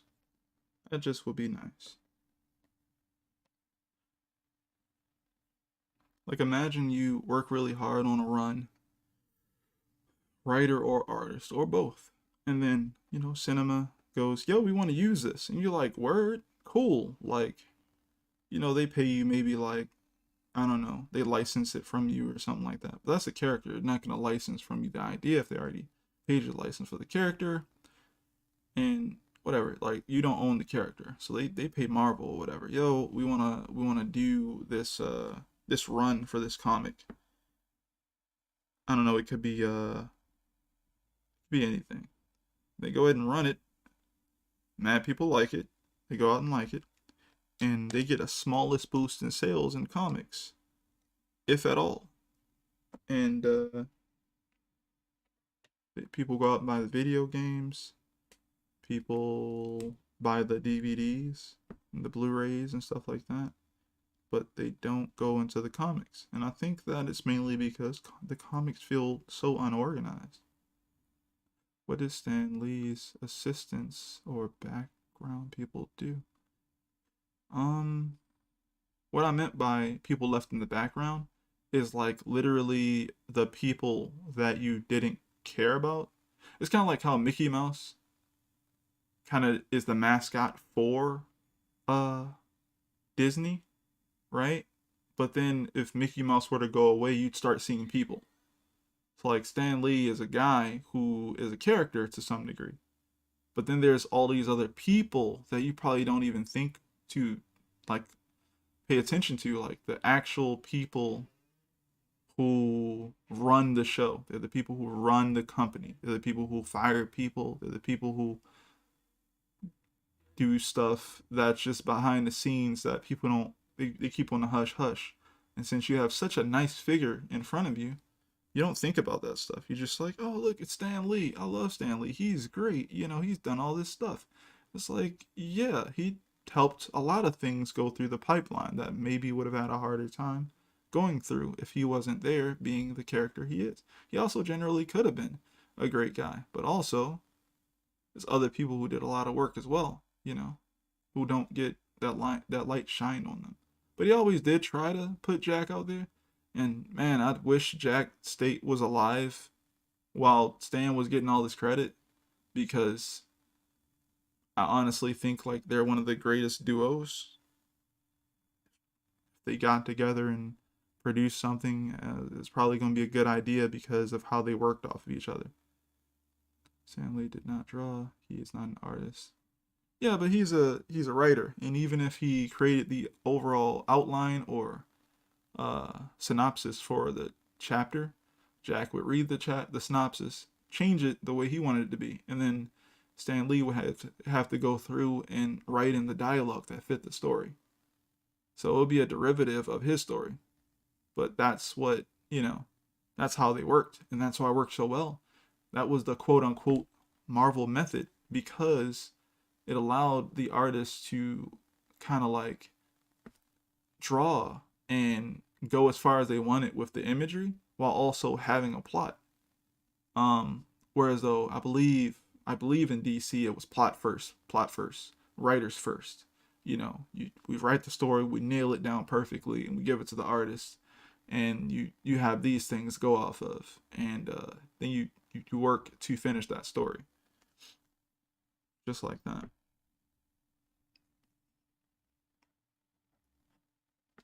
I think this page turned out pretty good, so nothing I want to change right now.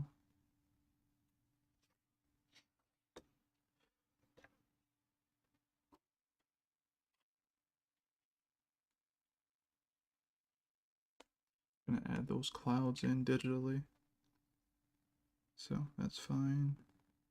It looks decent. And this is page 12.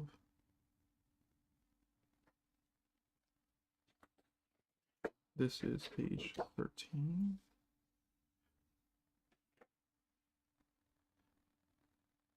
Line work looks decent. Yeah.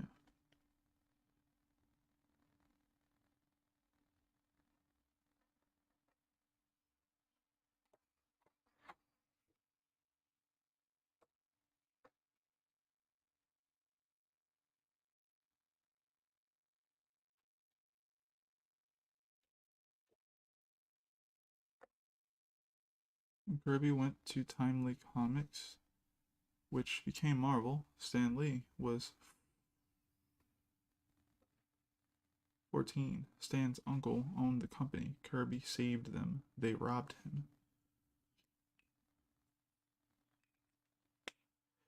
Hmm.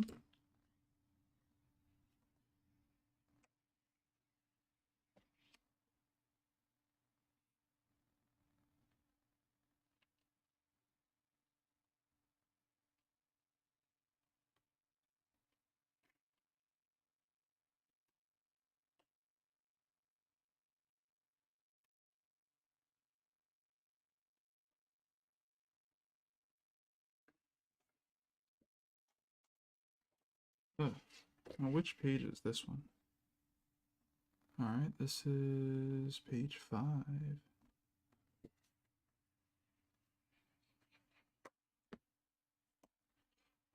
Yeah, I've read a bunch of that history stuff. Everyone has different viewpoints on it, but I would definitely say that because of Jack and a lot of other people who contributed, artists started getting more rights when it came to their original artwork, and I I believe everyone else involved appreciate that so much because companies are really able to just keep your stuff. They were literally, hey, send in the work, and you send in the work, and they wouldn't even do anything with the work. It was just sitting in their offices, and then they would just literally, supposedly, give it away to people who were visiting the office, which is insane. They would either like throw it away like it was nothing, or they would uh, give it to someone else, and that's just weird because comics was popular and could have definitely sold it or given it away himself. So, but the companies were like, nope, this is our work. We commissioned you to do this thing, you know?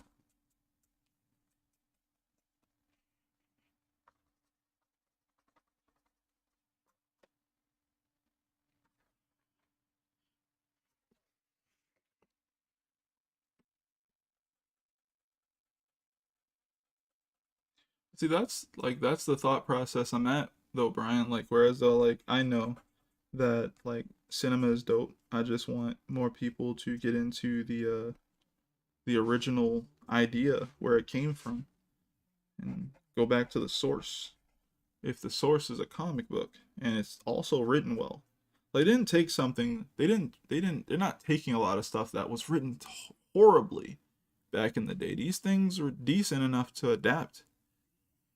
It's almost kind of like if you know this thing's written well in the comics, you know you can take it and adapt it uh into a cinematic experience because it already has a bunch of fans. It's like you're betting on two sides here. You know this thing has a fan base already, and you know that it sold well in comics, so you already know it has fan base and is well known in comic format, which will get the comic guys to go, dude, I know you haven't ever checked out comics before or something like that, but this is gonna be amazing. Let me tell you, you should go to the theater with me and watch this movie. If they do a good job, you'll like it. And they go to the movies. They don't really care about comics that much. They go to the movies, to check it out, and then they become a fan of the content. Not necessarily a fan of the comic stuff, but a fan of the content. And of course, because of it being adapted, there's a plethora of other content that's just as good, if not better, than the stuff that they adapted in this comic book format. And they get to the comics and they're just like, bro, there's stuff everywhere. It's like they walk forward and it's like, whoa, stuff everywhere, and I don't know where to start. And maybe your friend goes like, start anywhere, or they tell you where to start. And then you start, and then you don't know where to go after that. And then it's like, you know what? I'll read these later. I can just wait until the next chapter or the next live action joint comes out, and I'll be fine. I just want them to clean that up. But obviously, by cleaning it up, you're gonna make certain people upset. You're gonna mess up. You're gonna mess with the comic book purists who just want things to be kind of everywhere because they followed all the possible formats and lines for every comic that they've read, and they're okay with it being the way it is. Or, they're gonna have to say, hey, these things here are now canon, And these things here are not canon. And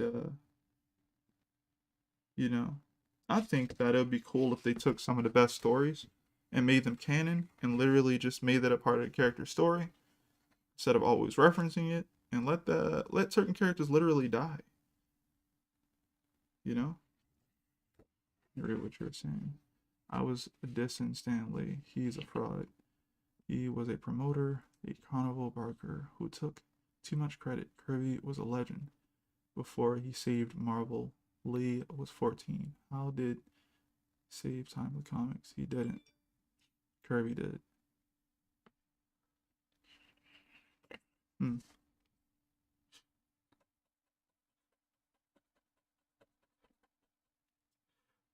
Well, that's why I say that they're a great duo. Um, Kirby definitely uh, put in mad work. I think before he ever got popular, he had already put in like 30 to 40 years in comics. By 50th years, he started working on Fantastic Four and stuff like that.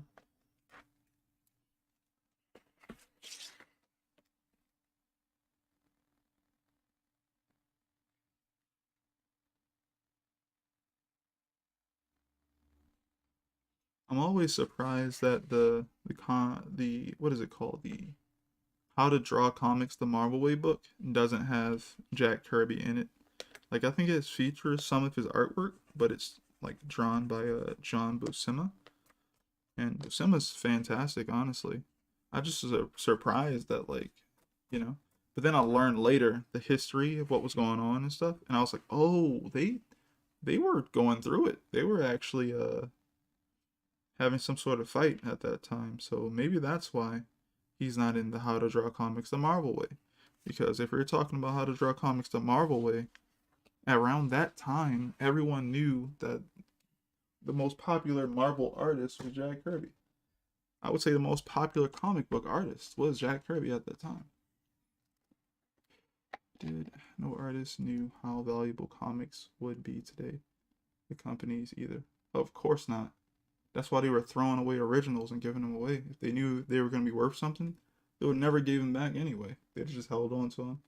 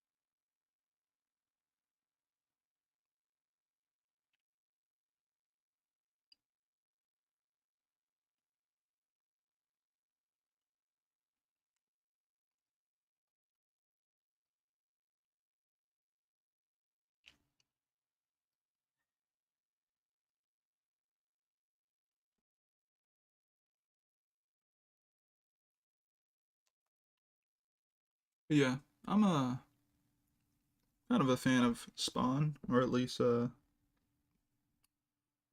what Todd McFarlane did with Spawn.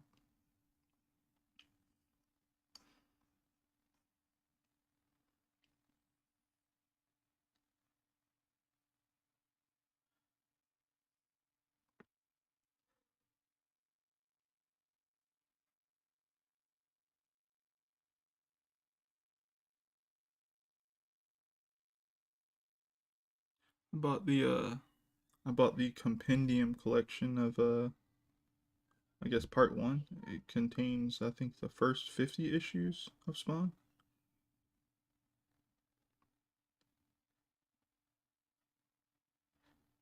I'm mainly there for the layout design and stuff like that. Kind of miss that sort of thing. But then I also I like to do things for story more so than anything. So even if I get the urge to do something panel wise, I always try to nail it down to story. That way I'm not just drawing some crazy cool image just to do it. I'm always like, nah, like it has to work for the story. At least most of it, right? Never a bad thing to do. Have fun drawing your character in a dynamic way. Just overdoing it makes it less dynamic, right? Because then it makes it predictable.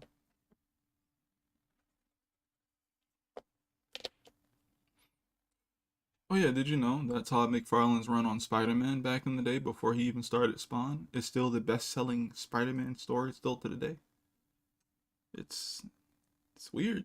It's weird. Like why? Hasn't there been other good comic book artists who worked on Spawn? I don't know. Percentage wise, that what's more important, artwork or writer if they are not the same person? Flipping through a comic to see if I'm gonna buy it. I don't check for the story, but I'm an artist. Exactly right. We're artists, so that might be our take. If we're looking at a visual medium and we look at something and we think it's cool, we might buy it just for that because we might want to learn from it or just because we think it's cool. And I believe some people who don't really care about reading too much or story that much, that could be a thing for them as well. But over time, when you get older, you don't want to waste your time with things that look cool because you've already probably collected a lot of things that look cool. So now you're really there for the story. You want to feel something. You're buying this because you want to feel attached to the characters, maybe attached to the world building. You want the violence to mean something. You want to possibly feel sad. That's another thing. I don't think I've ever felt sad, very like sad enough to mention how sad I am from reading a comic book. It's never hit me there. Uh, I've read some good stories though, some great stories, and I was like, oh, I could see how this could be sad for the character. But I never was really sad after reading it. I just like, wow, okay, that's interesting, or wow, okay, that's messed up. But I never was like, yo, I'm actually sad right now. Probably because I've never had a really good attachment with any of those characters because they don't get good stories to follow consistently. Or you get a writer who knows one character but doesn't know the other. So the character you're interested in gets kind of pushed to the side. And you're like, wow, like I wanted to feel something there, but I guess I can't because this guy cares more about something else.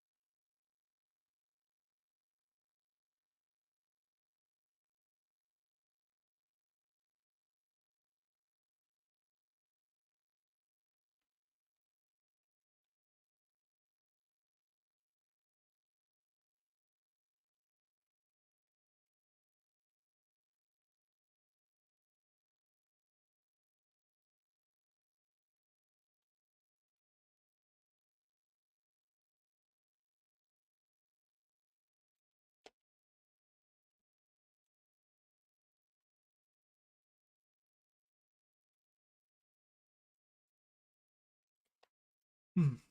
Kirby created romance comics. The term pop art was created because of Kirby. Legend. Look who doing all the talking and how to draw. Marvel way. Video. Lee. But somebody else. Drawing. My point is proved. Hey man, but he still was like the Walt Disney, right? Like Walt Disney was the face of the Disney company, but he hired a bunch of people to do the work. Except, Stan Lee didn't hire people necessarily from what I could remember. Maybe he did, I don't know. But, you know, he wrote things and he helped create things also. he helps kind of push people in directions. Yeah, he didn't probably have to push Jack so much since Jack had already worked so hard in the industry, created a lot of the mannerisms that people would come in mimicking until they figured out their own style. And another thing is, Jack Kirby didn't force people or tell people to draw like him. He always would try to tell them to draw like themselves. Draw the way you want to draw.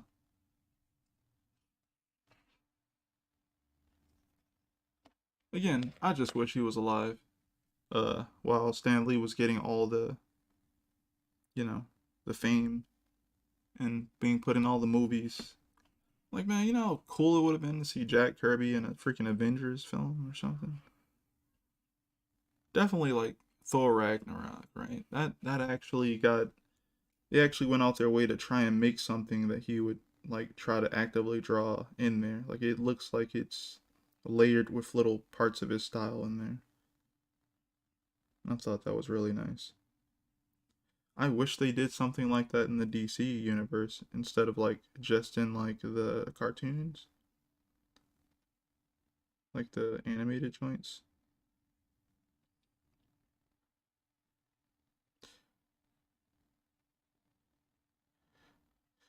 I'm gonna find a way to do it in this comic eventually. It it'll be a lot later because I think it's cool enough to be a lot later, right? Jack Kirby had his own, I would say, uh, he had his own aesthetic for how certain things would just appear or work, these mechanics and stuff like that.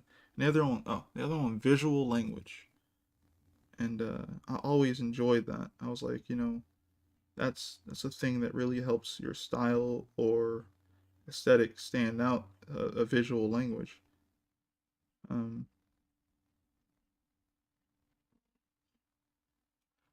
and I think I definitely want to do that. Put some of that into my own stuff.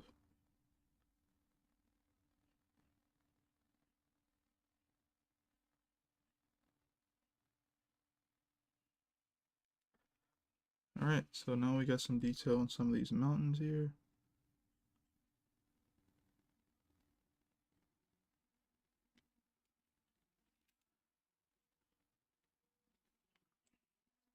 Alright, didn't take too long. It's page 5. Can't wait to go over these again and like look at them and see what I need to change before I scan them. Everything. I guess these are my first pages right here. Yep.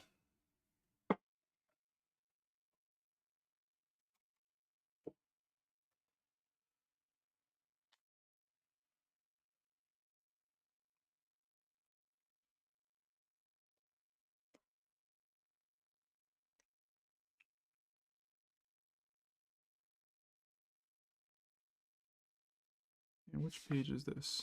Should be oh, this should be page 1. Yep. But on here it says page 3, so that's what we're gonna write so we won't get confused.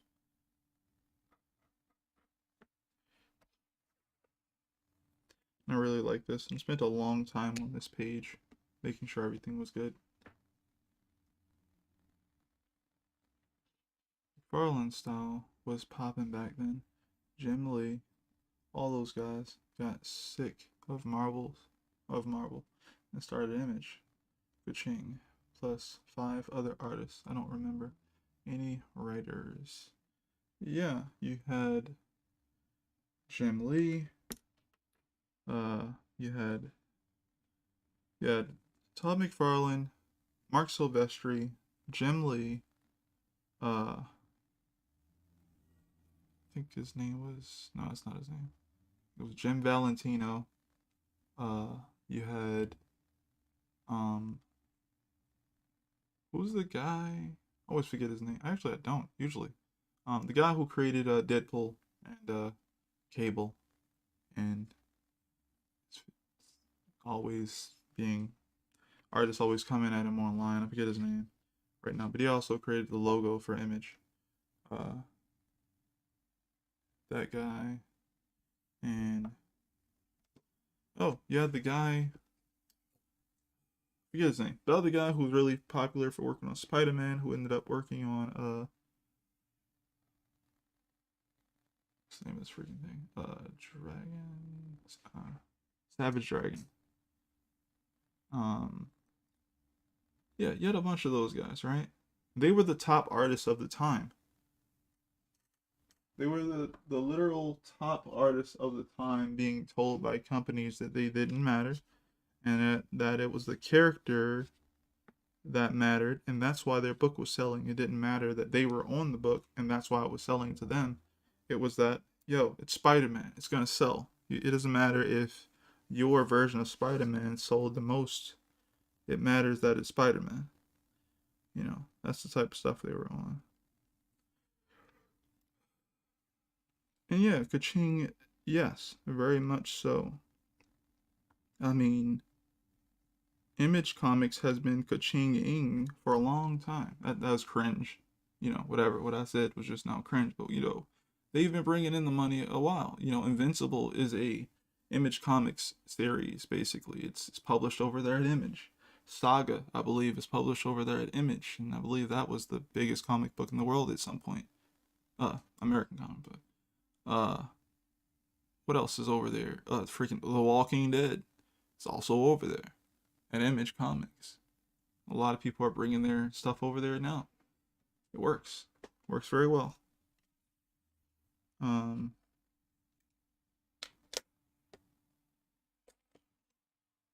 and of course it would.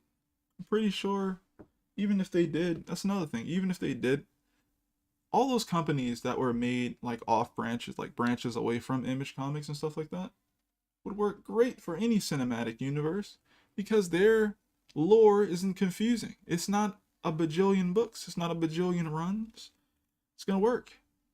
I think they did one for Witchblade. Witchblade has a anime series and I guess a failed live action at this point that came out back in the day, but still it worked. It came out, wasn't probably confusing, and I'm sure they made some money.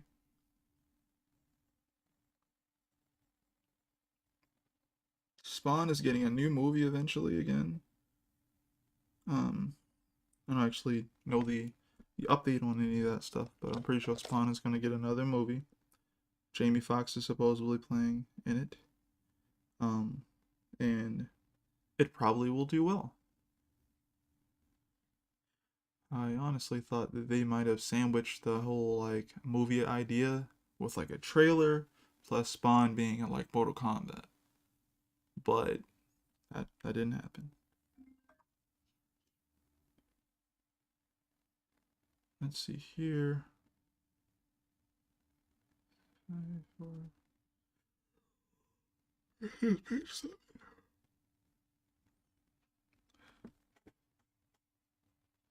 Page 7.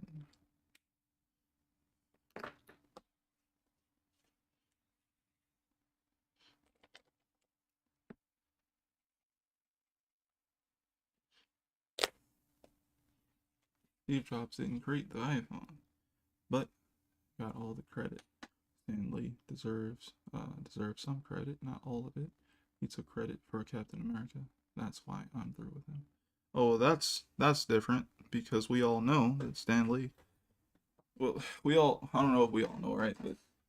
But Jack Kirby and another writer, I believe his name was Joe Sinnott, I believe. Could be off. I believe him and another writer worked on, Captain America. And they literally brought him over to Marvel Comics. It wasn't even like that was a thing for them. They had to bring him over to that company in general. So, yeah, it wasn't even over there at my bad, over there at Marvel. Um, so it wasn't even over there. So that's an interesting thing. And from what I also read or learned about was there was a team of people who already existed similar to Fantastic Four that Jack Kirby had worked on, and it was Jack's idea or whatchamacallit's idea to convert that into the Fantastic Four. Pretty sure Jack was just like, wait, I already have a team like that. I can literally just change them. And yeah.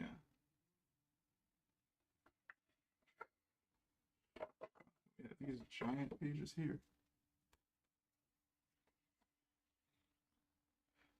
Yeah, these are cool. So if these ones, I'm thinking I'm just gonna write. Where should I write the? How do people usually go about doing this?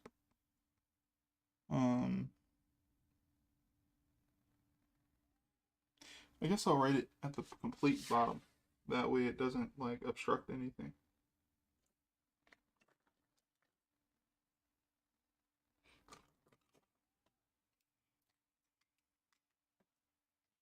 So this is page. What page are you? This is page 11.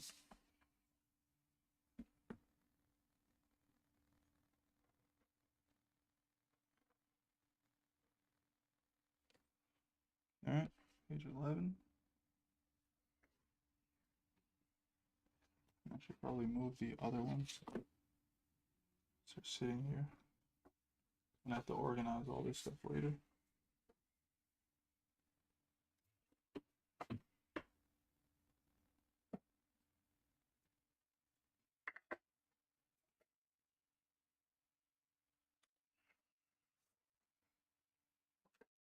All the people who name names ring bells were artists, but I do love good writers. Don't get me wrong, just don't rob the artist. That's why I love creator-owned material. Yep. Yep. I feel the same. This is page 10. Yep.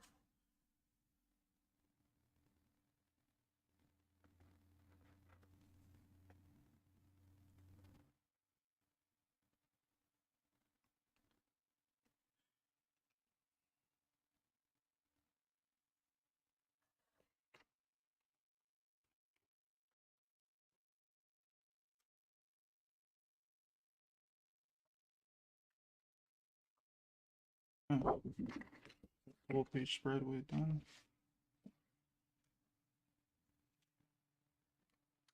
I still like it. Not much I would change here. Still definitely something I could change. Alright, this is it's a double page spread, so I'm gonna write 2 numbers on it. Oh, actually I can't, right?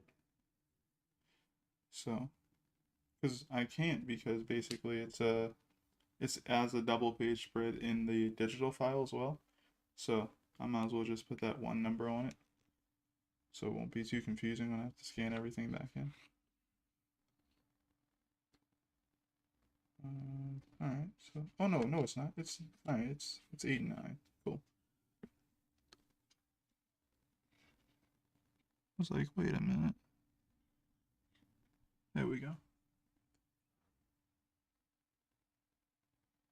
How's it going, V?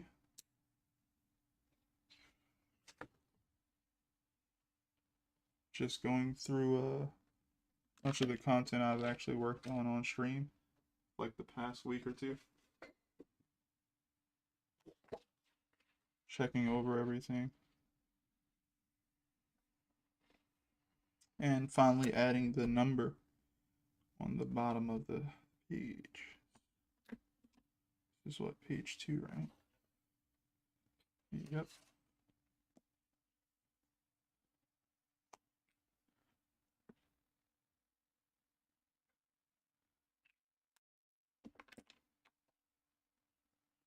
Oh, it's V. Huh, but close. Thanks. Sorry about that.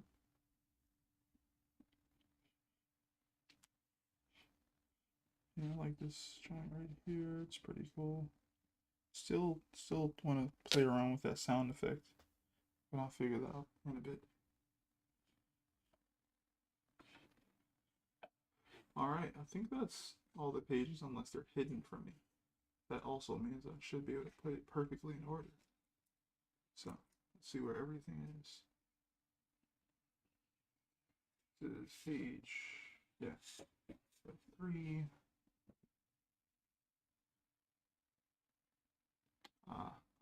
literally said I was gonna do that. It's not even that. Not V. It's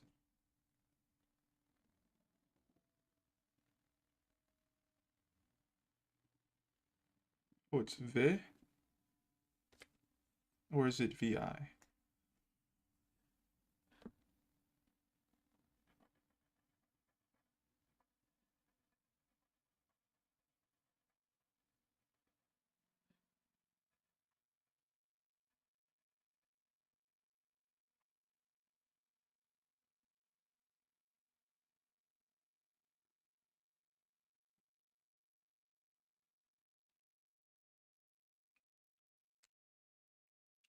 Okay, Viv. Got it. Alright, so that's 4. This one. So basically, this is 3,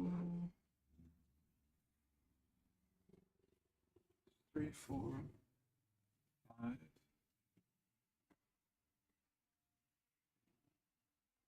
Where's 6?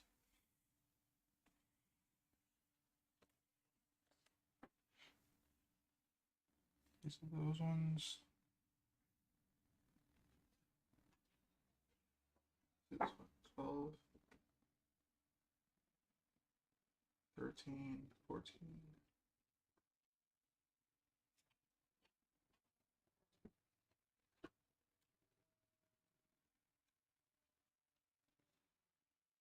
Okay, this is 17 here.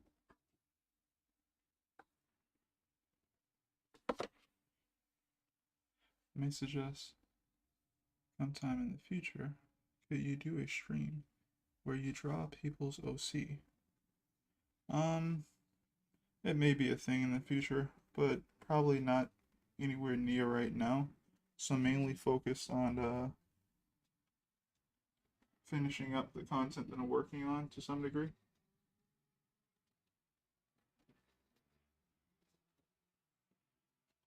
Every now and then I'll probably be working on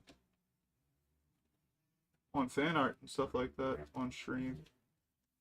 But that's, I don't know, slightly rare.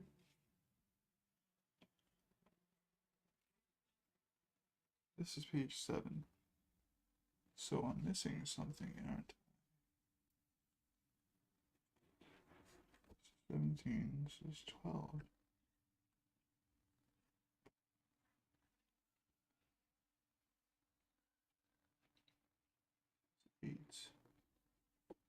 Alright, I'm missing the 7th page. Let's look what the 7th page is. Oh wait, I know exactly that page. Where is that page?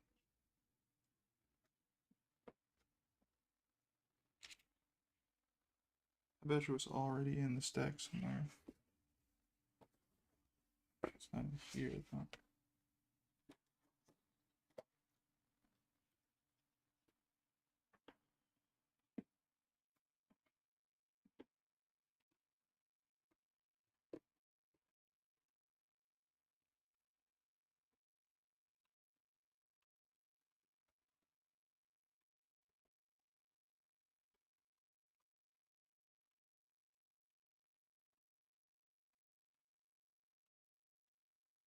Okay, well.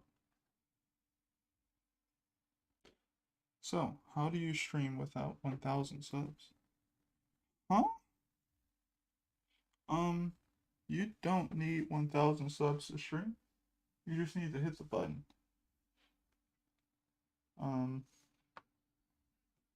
You can't make any money, I think, until you hit like 1,000 subscribers. And you also can't make any money until, what is it? It's 1,000 subscribers and also something like 4,000 watch hours. So you have to have 4,000 people watch your streams or your videos and also have 1,000 subscribers. And then I believe you can monetize your videos.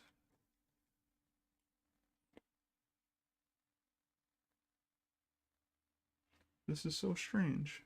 I know good and well that I just had that page in front of me. And now it's gone. I wonder where it is.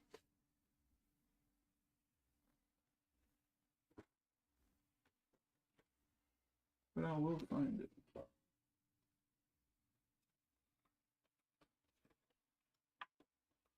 This is what happens when you draw on paper too much, I guess. I have a bunch of paper files everywhere.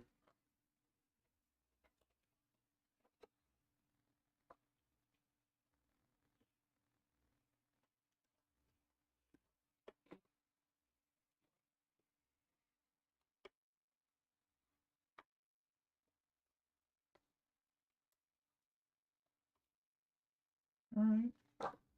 Alright. It's somewhere. I just literally had it on stream too. That's the funniest part.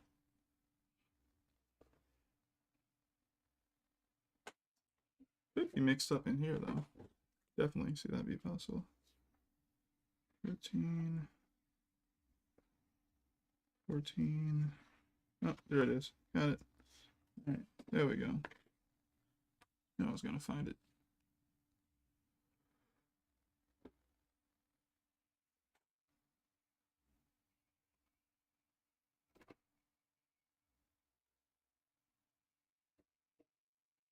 Earlier ones here.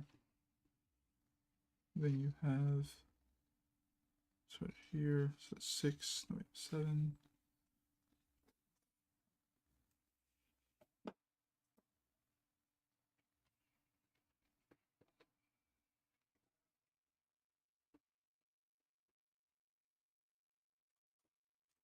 Alright, now I'm actually getting confused. What's an OC? What art are you doing now? Me? I'm kind of trying to organize all the pages at the moment. And, that's mainly it for right now. Organizing. Because we're supposed to be going through these and, looking over them. Seeing what would be added or changed and stuff like that. Where's my page 16? Here it is. Cool. And where is the smaller format files?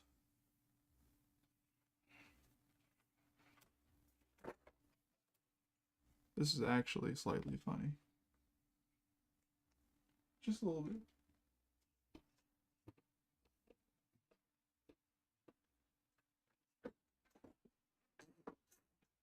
Okay, so this is 7. Okay, there we go. That's basically what I was missing. 7. We have 8 and 9. We have 10 and 11. And we have over here. Well, actually goes all the way back to that. I have about 4. About 4, maybe 5 pages that are super bigger. Except in this chapter, I have way more than that. 1, 2, 3, 4, 5, 6, 7. I have about 7 pages that are really big. Alright, I think these look decent. This is probably blurry and probably too darn close. No, it shouldn't be.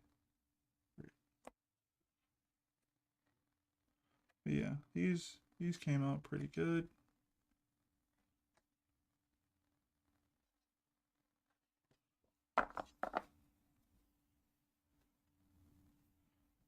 Not too much I would have to change or clean up, so that's great.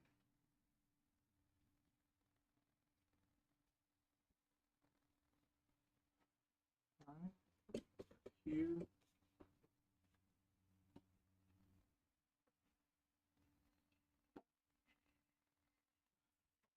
There's one thing, I remember, there was some sound effects that I wanted to add to one of the pages. Which page was that?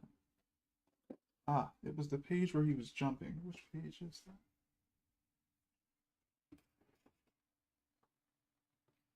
It's probably page 6. I think that. Nope, page 5. Got it.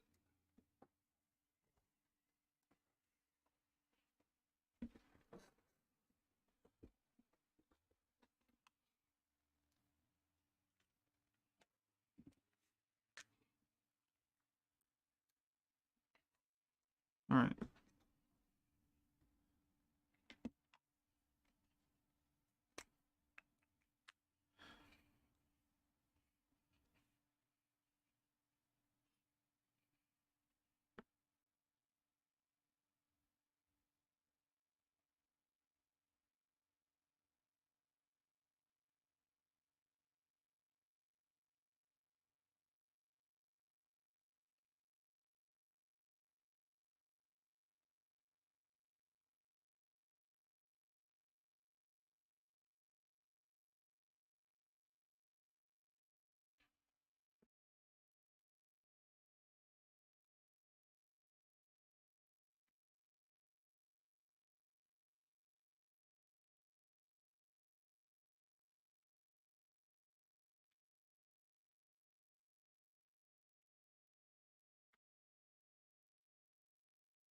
All right, cool.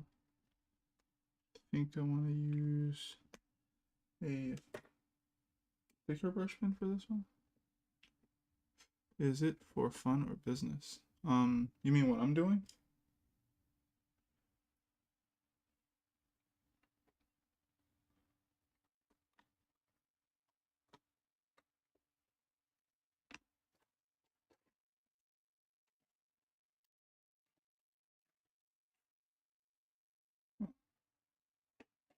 What's this brush pen? I got the page you're looking for.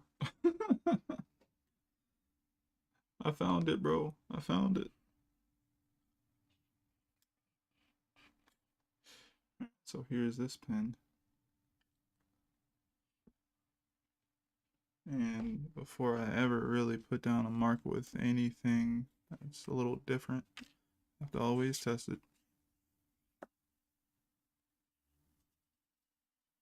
Cool. That'll work.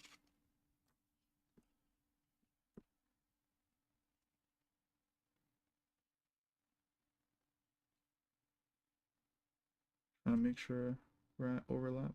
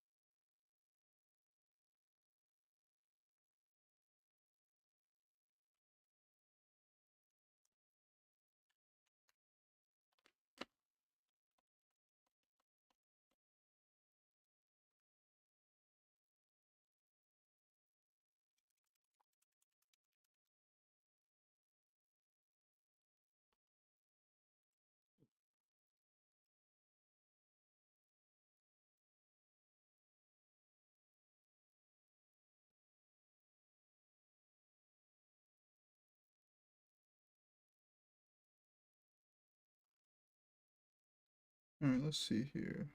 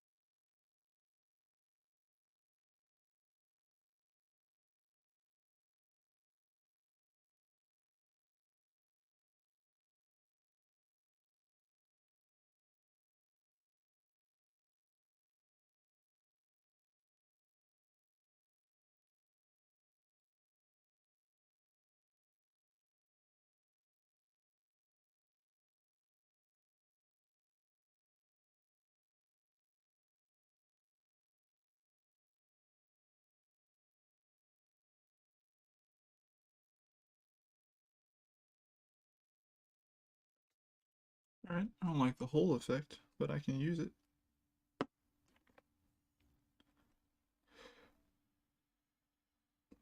Doesn't take that long to dry.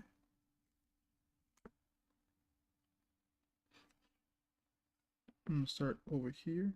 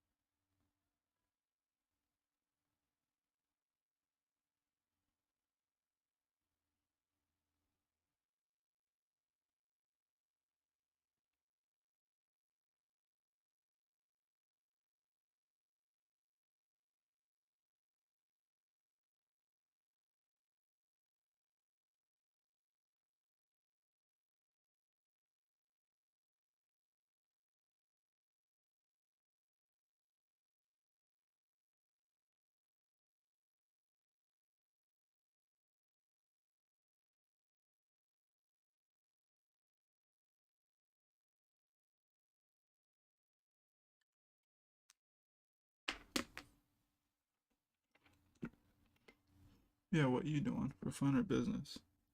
Uh, um, I guess both. I don't know. No one's paying me to do this. I'm just kind of doing it for myself. Um, but over time, maybe I'll be able to make some money from doing it. Later.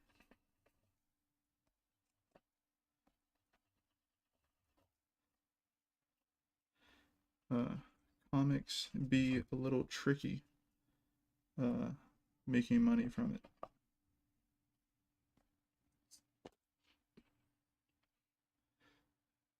Cool. So now we've got sound effect going on there. Really dig that. All right. So we've worked on or talked about or went past all the pages we worked on. I think that's awesome. We were able to actually get pretty darn far and go over all the pages, look at everything, while also talking about Marvel and Jack Kirby and stuff like that. So that was an awesome detour, honestly, because I really dig Jack Kirby's artwork. Um, Brian, if you don't know, check out Trad more. He's also a really good artist. Uh, yeah, but yeah, worked on all this stuff on stream for about a week or two, and now we're about to finally get back to the part of the process where I have everything scanned and able to work on the digital edits and stuff like that. So that'll be awesome. But since we didn't get to it today, I'm pretty sure Monday, if I have time, or Tuesday, depending on how things go in life, I'll be able to figure out what the cover design is going to be for this chapter. We'll work on that before we get to the digital aspect of working on these pages. So yeah, thanks to everyone who stopped by today. Um, yeah, what you doing? Fun or business? Um, Wait, didn't I already read that? Yes, I did. Okay. But thanks everyone for stopping by today. We worked on a bunch of these pages, talked about different things. Um, we got to talk about some comic book history stuff, and we also got to speak about just the difference, some of the differences between comics and manga and stuff like that. And also, if you made it early, I was showing off, or I was working on some of the other things. It's working on this sketch of Asajj Ventress from Star Wars. She's one of my favorite characters, and I think she's cool. And yeah, I'll definitely make my own iterations of her, like doing my own thing, uh, of like my own style essentially. But yeah, I liked her outfit she wore when she went back to her home planet. Uh, it looked really cool on her actually. And I was working on some Ahsoka Tano sketches because she's probably my favorite current character in the verse. I didn't get as far as with her with as I did with Ventress, but I ended up working on this one. I like this pose, so that's the one I was kind of sketching out for fun. And I had all these other poses that I could try out. Very loose, alright?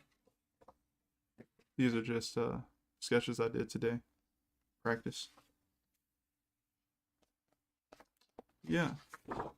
Thanks everyone for stopping by. Remember, if I'm able to start the stream early, I'll probably be working on some figure drawing or sketches and stuff like that. Thanks, Emma. I appreciate it. I'll be working on that stuff. If I get to start the stream early, I never know how things are gonna go.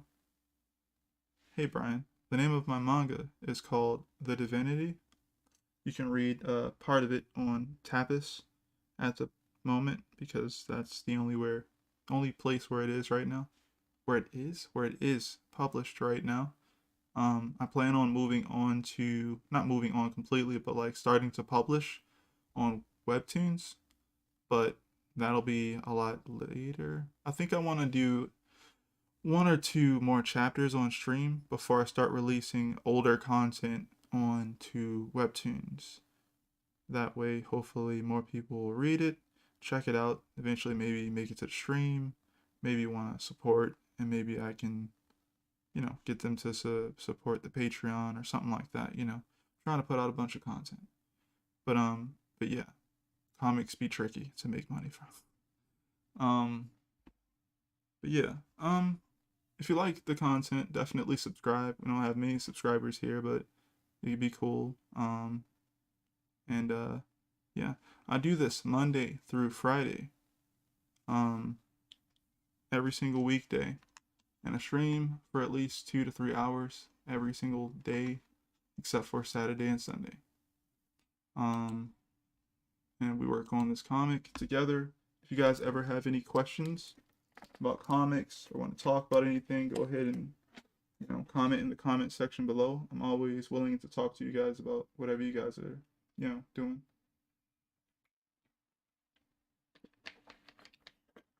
Next week we'll be working on the cover design and the cover art for this chapter, and then we'll be working on the digital stuff for the rest of that week. So that's gonna be freaking cool. I really want to see what I can produce for the design of that chapter cover. But yeah, Brian Tradmore, spelled T-R-A double D M-O-O-R-E. He worked on a series called Luther Strode some time ago. I believe it's for Image Comics as well. He did Silver Surfer Black. And he's done some other cool stuff as well. I like the Luther Strode one a lot.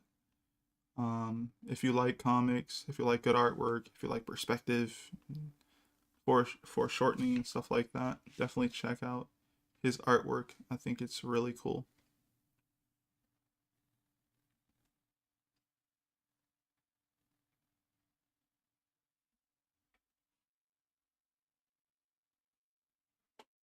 But yeah.